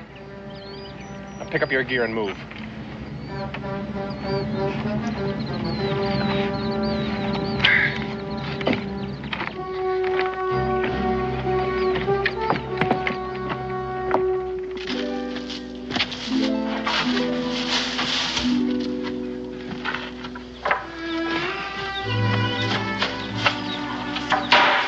I'm over here, Clint.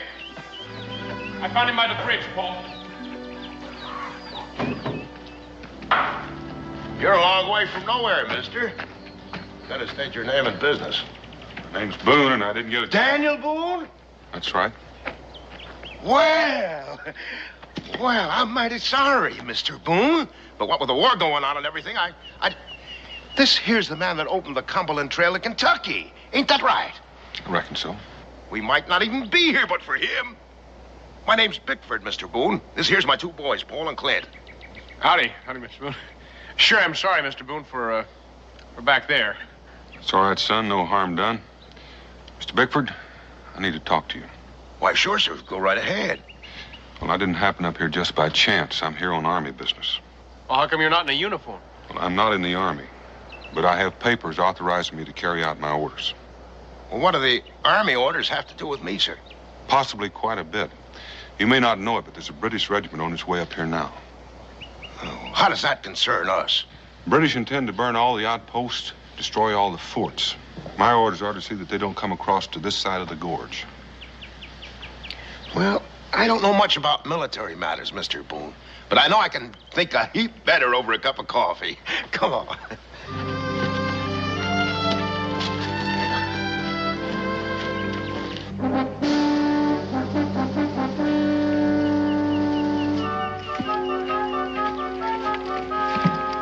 Sergeant! Can't we stop here for a breather? We keep on going till we reach that bridge. We can't keep up with you, Sergeant. We need rest. You men can rest when the bridge is secured. If you insist on going on, sir, you'll have to reach that bridge all by yourself. And if somebody blows that bridge Private Orks before we get there, the colonel's apt to be very, very upset. Now get out! Come on, move! All of you!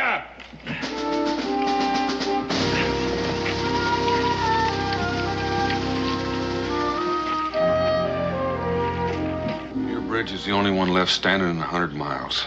We've blown up all the rest. I don't care about the rest. The forts the British aim to burn are the only one Virginia has. There are 10,000 Indians waiting to pour in if they're destroyed. Now, the whole outcome of this war might well depend on keeping the British off this side of the gorge. You don't seem to understand, Boone. We didn't fix that bridge just for something to do. It's harvest time. That bridge is our livelihood. The British will be here by morning at the latest. It's got to be done tonight. Are you telling me I can't take my new harvest across that bridge? The British won't wait. Well, neither will my crops. We gotta have that bridge. There's no other way to market. Why, when we come out here, that bridge was good for nothing but stump wood. We made it into something. I appreciate the fix you're in, but it's Army orders. Army? What do I care about the Army? What's the Army ever done for me? They're fighting your war for you. Oh, no, you're not going to drag us into this, Boone. Oh, no. I got a war of my own. I've got a war with nature and the land. I've got a war with pests and drought. I've got a war with cold and hunger. I got a war just to see that me and my family stay alive. And that bridge out there is my only chance of winning it. And you're not going to destroy any of it. Well, it's not my choice. And I know it's not an easy choice for you to make, but I don't think you'll enjoy keeping your bridge knowing the price of it was paid in human life. Men fight. They get killed. I'm not talking about soldiers. I'm talking about farmers and their wives and their children. You boys know what I'm talking about? Have you ever seen an Indian massacre? Or rather, what's left of one? Well, I have, and it's not a very pretty sight. Don't you pay him no mind, Paul. Nothing like that's going to happen. And if it does, it won't be any fault of ours. Oh, it'll happen. But I don't know how well you're going to sleep at night with that on your conscience. You think about that. I am thinking. I'm thinking I don't much like someone coming here and telling me to do this and do that. Don't you understand, Boone? I've got enough worries. My farm, my sons. I can't worry about the whole world. You're willing to trade crops for sons. That's not what Pa's saying. You're just twisting his words around. Oh, no, I'm not, son. Is a bridge more important to you than human life? Now, you get out of here. Get off our land. And don't come back, because we'll be waiting for you. Mr. Bickford, I have orders to blow up your bridge. And I'm going to do just that. Let's grab him.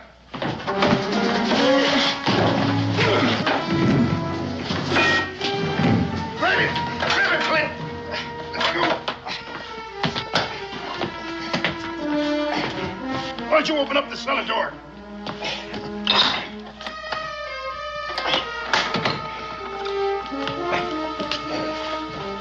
Wait a minute, let me get this out of here. Ease him down. Go ahead, get him down.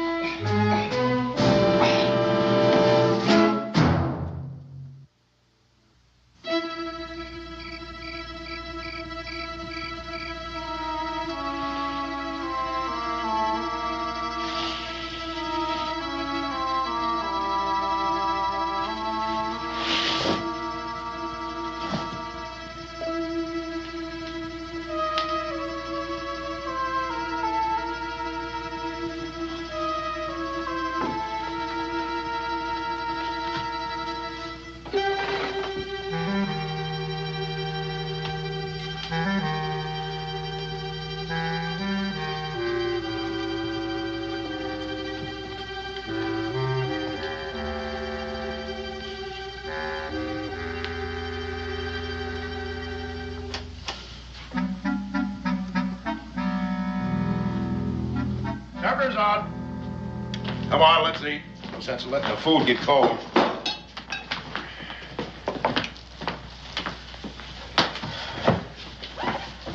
Don't you worry about Boone. He'll be all right. We thank the old Lord for watching over this house, for giving us the courage to persevere, for blessing us after all these years with good crops. Amen. Eat your food, boy. I'm not very hungry, Pa. You will be tomorrow when we start harvesting. You know, Pa, I've been thinking. About what? Well, about things. About things, hmm? Pass potatoes. Well, about what Mr. Boone was saying.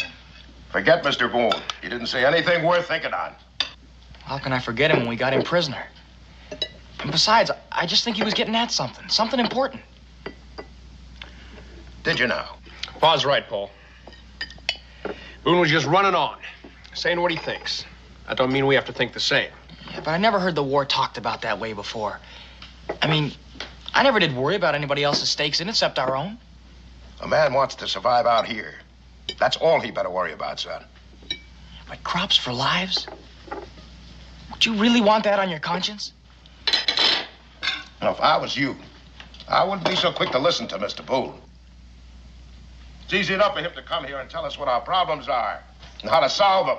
But he can just walk away after it's all over. Well, we gotta live here and take what comes. You're too young to remember. We had a good crop once, ready for harvesting.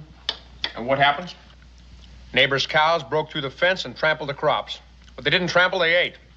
Now, what did the neighbors do about that? They just said, we're sorry. Just like Mr. Boone. They gave us half a side of beef. Half a side of beef. Had a scratch to make it through that winter. What do you think we came out here for, Paul? I know, to get away from people, to have some peace. Get away from the war, I reckon. But it seems like the war's come to us now. And maybe it's like Mr. Boone said, there's just no way for us to stay shut of it. Mr. Boone! Mr. Boone! I tell you, it's not our fight. And I have to see that we don't have any part of it. Well, you always used to say us settlers had to stick together if we were ever going to be free. If there was ever going to be a really good country here. Well, what's the use of being free if you're hungry? If you're not free, you shouldn't even be here. Now, this is the gratitude I get. Not a thing I ever did wasn't for you boys. And now the first stranger comes along, you start repeating them as if he was the only man on earth who knew anything. I was only asking some questions, Pa. Don't ask any questions.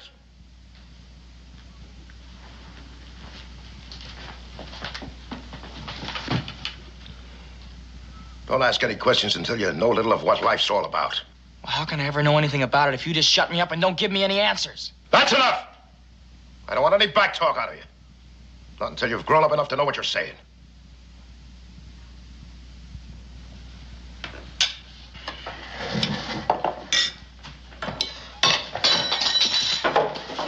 Where do you think you're going? I have a little talk with Paul. You didn't have to be so hard on him. Well, let him simmer down for a while. If I'm not hard on him, how's he going to learn? Life is going to be hard on him. Like it is hard on all of us. He hasn't grown up enough yet to start passing judgment on his father. He wasn't passing judgment on you, Paul. He was just trying to sort things out for himself. You always said before a boy becomes a man, he's got to do that. Oh, this is different. What we're talking about is something else again here. Well, maybe that's so, but I still think that... Don't argue with me. I wasn't arguing with you, Pa. Maybe Boone had a thought there. Oh, about the situation. Now, don't you give me any trouble. I know I'm doing the right thing. You know, anything you do is going to be the right thing with me, Pa. Still, it don't set easy with me. Keeping Boone prisoner. For 2 or 3 days? Till we get our crops across the bridge? Now, what's the harm in that? None, I suppose. All right, then stop worrying about it. Well, my congratulations, Sergeant. I may never be the same again, but it seems like this time we beat the rebels. We haven't beaten them until the regiment crosses to the other side. Now, I want all you men to stay alert and keep a sharp eye on this bridge. Is it all right if we rest while we're doing it, Sergeant? You'll stay alert, Corporal, by walking your post until the regiment comes. Another few hours won't kill you. You Hawks and you Carpenter, keep your stations here. I want this side of the bridge secured. The rest of you follow me.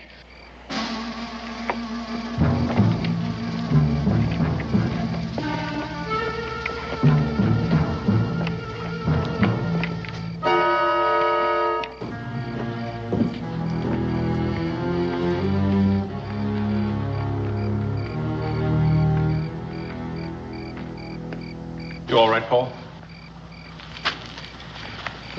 Paul didn't mean what he said. Then why did he say it? Well, you got to understand about Paul. Life's never been very good to him. I reckon he's failed at almost everything he ever tried, due to one thing or another. In a way, he even blames himself for Ma's dying. Or feels guilty, anyway. Because she never had the things he thought she ought to have. Can you understand that, Paul? I reckon I can. That's why the bridge is so important to him. 'Cause we got a good crop this year. And if you look at it one way, that bridge could be the difference between success and failure. And I reckon he just can't bear the thought of losing out again. You think he's right in what he's doing, Clint? He thinks he is. And I reckon when it comes right down to cases, a man's got to act according to his own lights. No matter who gets hurt. That's the hardest thing about making up your own mind. Well, Pa's got his mind made up. So it seems. But you're not too sure about yourself. What makes you think I'm not? You stand there and tell me about how I got to understand the way Pa thinks. Only it's not me you're trying to convince. It's you. You know, for someone who's not grown up yet, some of the things you say make quite a bit of sense. Oh, you're just trying to make me feel better. Maybe. The question is, do you? You know, Clint, I always feel good when I talk to you. Good enough to eat your supper? Yeah, I guess even good enough for that. You go in the house and eat. I'll go help Pa in the barn.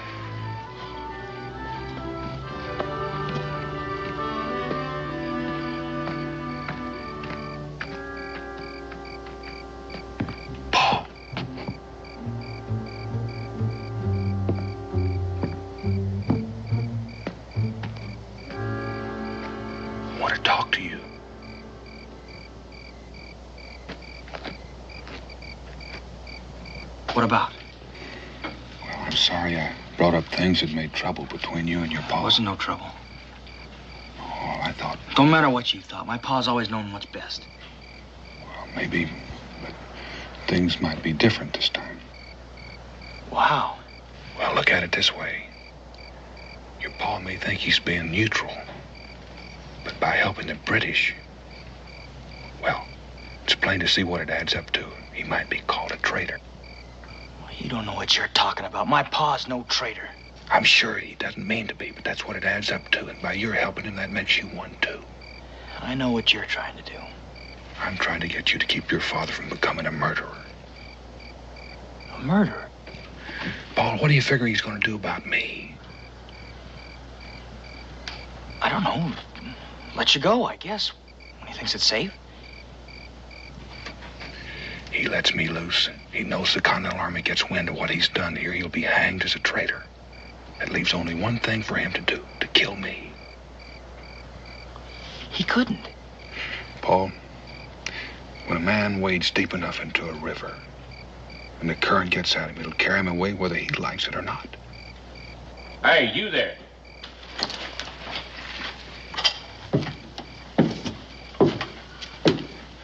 You live around here, son? Well, yes, sir. Why? You seen any strangers around here, skulking near that bridge? We're stuck out in the hind end of nowhere here, sir. We don't see folks for months on end. Regular hermits, eh? Who's here, then, apart from yourself? Well, just my father and my brother. They're bedding down the animals. Go and get them, son. Right, lads, let's have a look inside.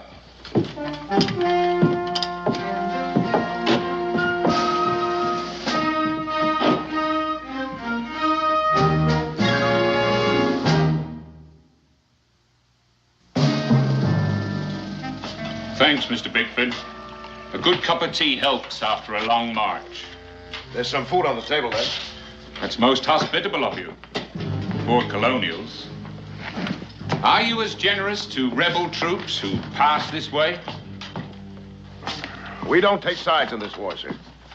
I should think you'd have a hard time staying neutral. Well, not way out here, sir. There's nobody nearby that would care one way or the other. And besides, we've been very busy tending to our own affairs, sir. That's wise of you. If the rest of the colonials thought as you do, this country would be a lot better off. I presume you own that bridge out there? Yes, sir, I do. Then I request permission for its use in transporting His Majesty's troops. Just go ahead and use it. I reckon it wouldn't do me any good to say no. I think you're quite right, they say. Full rifle, Sergeant, all I could find. Are there any other firearms in the house? You have them all right there. Take charge of them, Corporal. Aye, sir. What's down there? Sir, it's the storm cellar, sir. There's nothing in it, just some potatoes and seed and trunks and old stuff.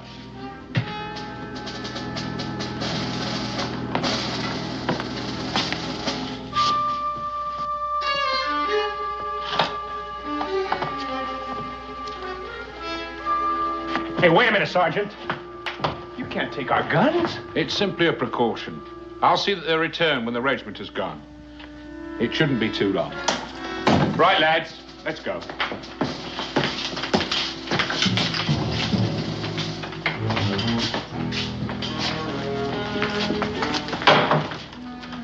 Well, that was close. Well, now we can forget about the British. Our troubles are over. Yeah, well, maybe they're just starting. Nonsense, boy. We've got no quarrel with them. Well, what are we going to do with Boone? Well, leave him there. He has sense enough to stay quiet. It'd be mighty awkward to try to explain his presence here. All right, you two get to bed. It'll be over tomorrow. And remember, if we're friendly to them, they'll be friendly too.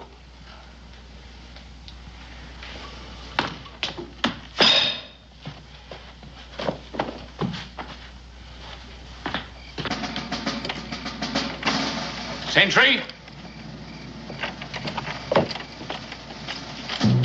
We brought some souvenirs for you. Some extra armament in case you need it. Just put them down over there. Anything going on? It's been quiet as a Sunday in church, Sergeant. Too quiet. I don't like it. Haven't you had your fill of hearing blasting powder going off? That's just what I mean. I don't think I follow you, Sergeant. These colonials we've been after. 4 bridges wrecked right before our eyes, so to speak. It don't seem right they'd not try to get this last one. Well, that's simple. We got here first. Perhaps.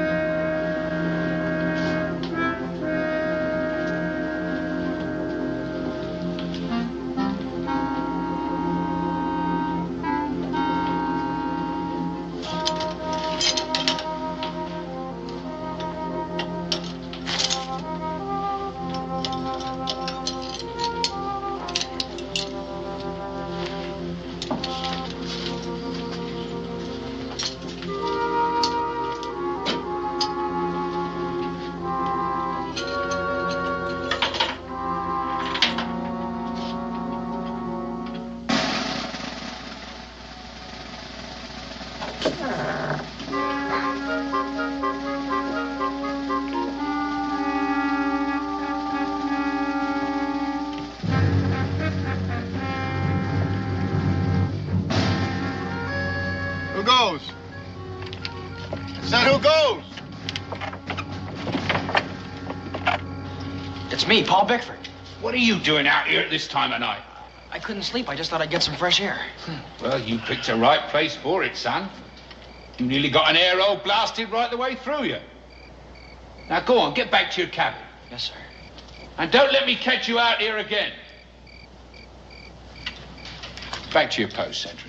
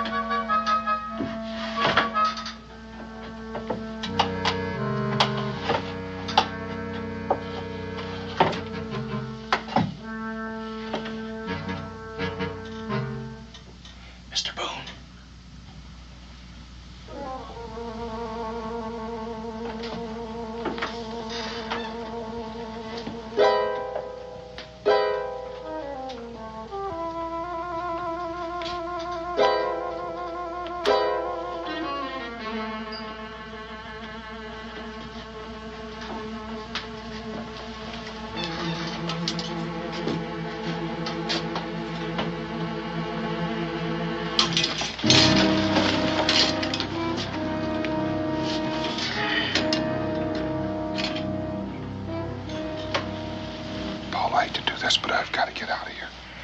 Are you going to yell if I let you go, or do I have to quiet you? I came to help you. Good.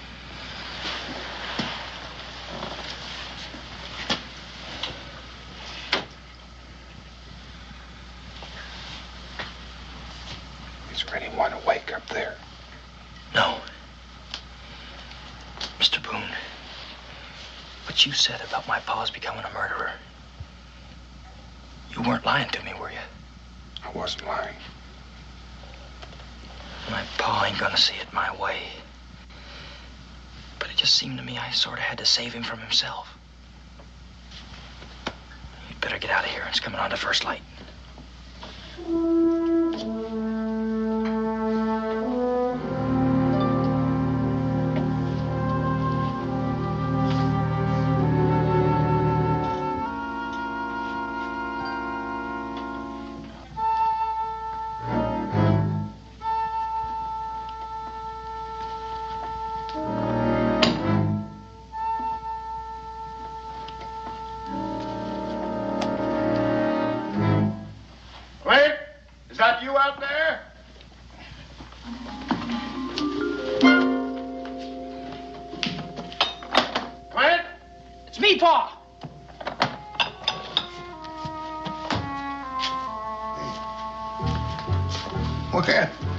What are you doing up so early?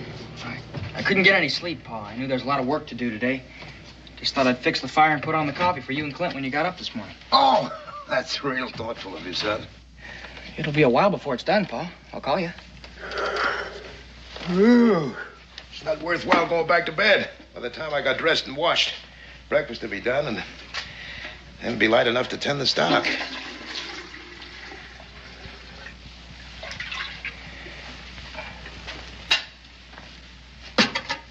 Paul, I'd like to talk to you.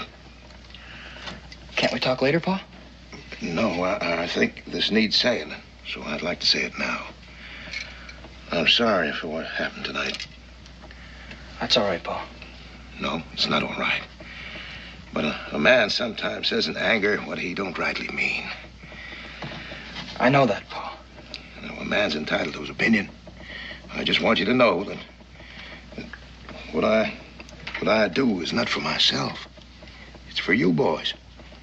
This farm is all I got left to give you and Clint. That's why I gotta keep it the way it is no matter what. I understand that, Pa. Well, as long as you know, that's fine.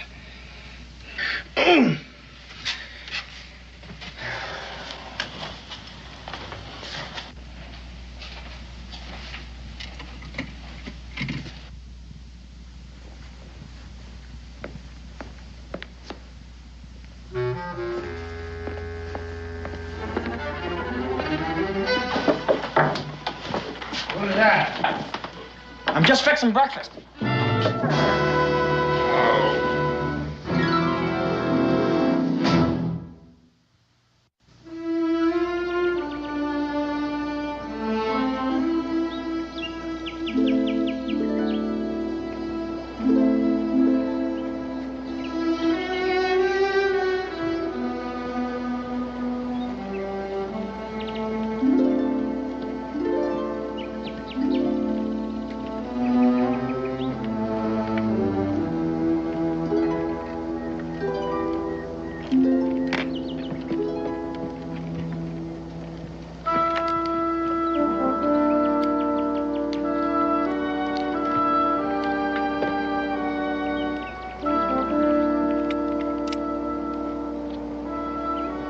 Sergeant Malcolm!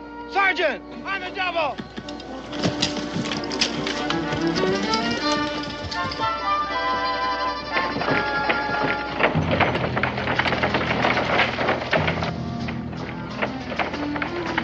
What's the trouble, Carpenter?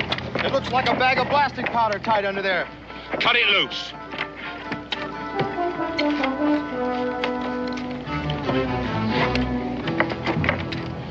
It's blasting powder, all right. You men search this bridge carefully. You, sentry, come with us.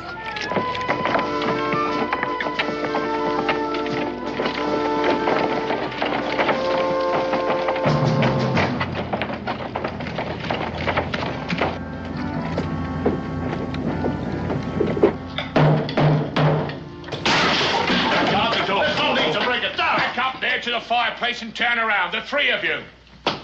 Move over there. Now, just a minute, Sergeant. I'll give a man a chance to explain. Explain? What would you like to explain? This?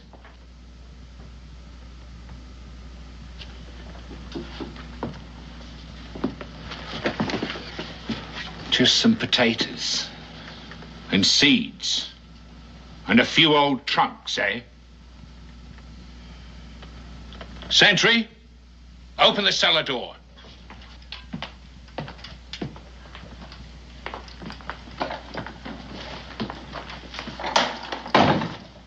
Tell him to come out. Well, tell him, Pa. Tell him you can't call anybody out because there's nobody down there.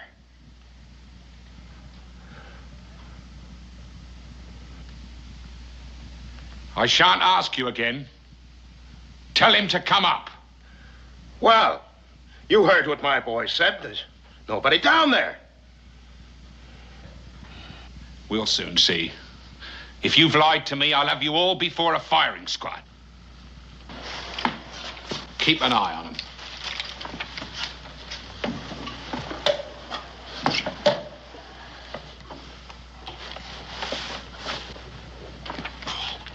It's all right, Clint.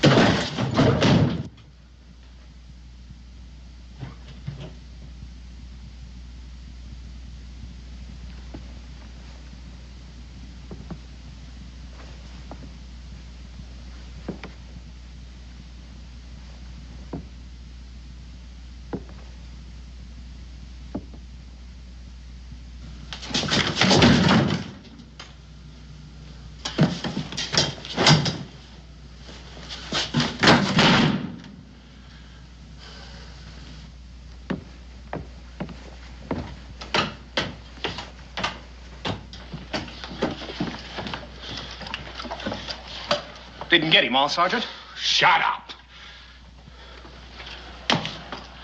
Go and search those outbuildings. The both of you. Aye, sir.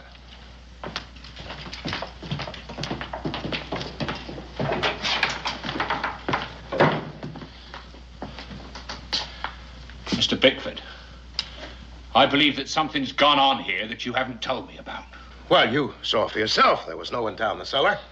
And I told you we hadn't taken sides in this here war. Under the circumstances, you will confine yourselves to this cabin. Well, Sergeant, we have stock to tend to. Horses to be fed. A cow to be milked.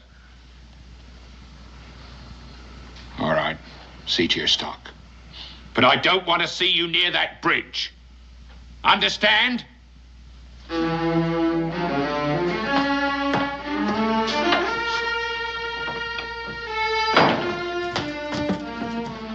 I don't need to ask who let him loose. Or are you both to blame? I did it, Paul. Clint had no part of it. I thought so. Clint has too many brains. Why, Paul? It's like you said, Clint. A man's just got to do what he thinks is right. You young fool. What makes you think you're grown up enough to make a man's decision? Do you know what you've done? You've as good as killed us all. Come back here! Paul, wait. Don't you see? What if Boone had been in that cellar? Well, it's just lucky that he wasn't, that's all. Are you turning on me too, Clint? No, I'm not turning on you, Pa. But Paul did what he thought was right. He couldn't stand to see a man killed.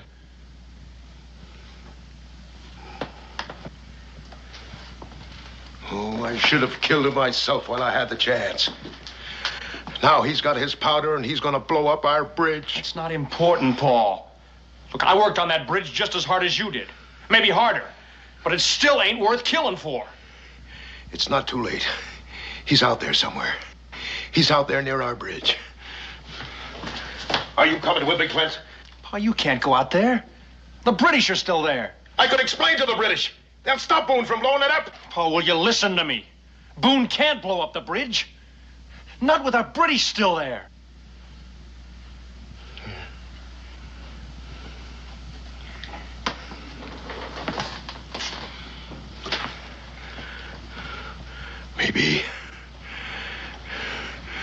Maybe. Anything going on? Not a thing, Sergeant. There has to be someone around here somewhere. You two go and search the woods. Barnes and I are going to have a look over the other side. Come on, Barnes. They're right, Sergeant.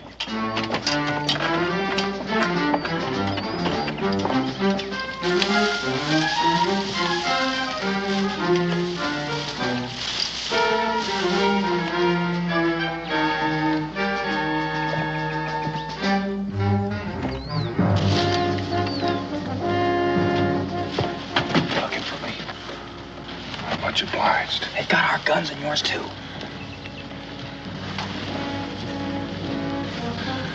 Our guns are stashed right over there. And we'll get them back just as soon as the sentries go to the far end of the bridge.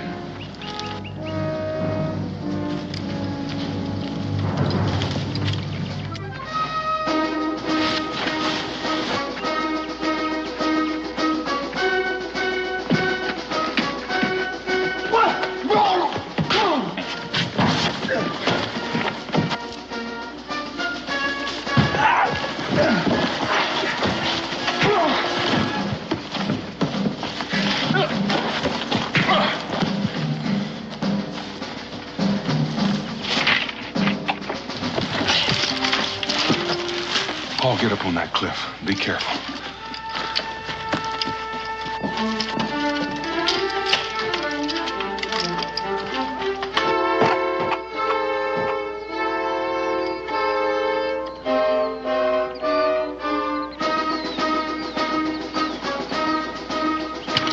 I'm here, Mr. Boone! Keep them back!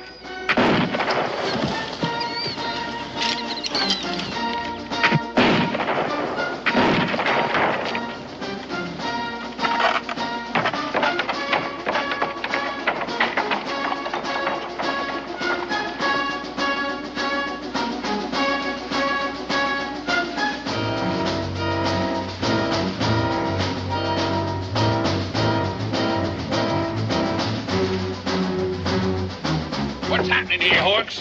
That kid on top up there. Yeah, never mind him. Get this man on the bridge.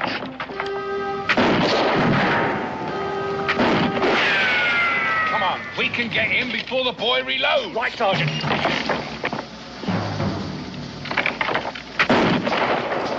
Hey, he's got all those rifles. Get back.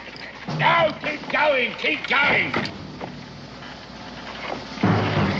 I'll get him, sir. Come on in, Hawks.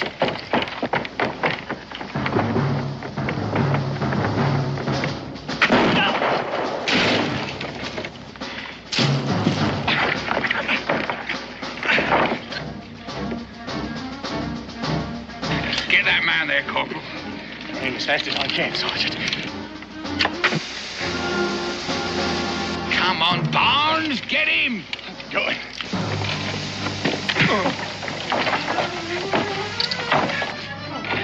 He's not in the clear.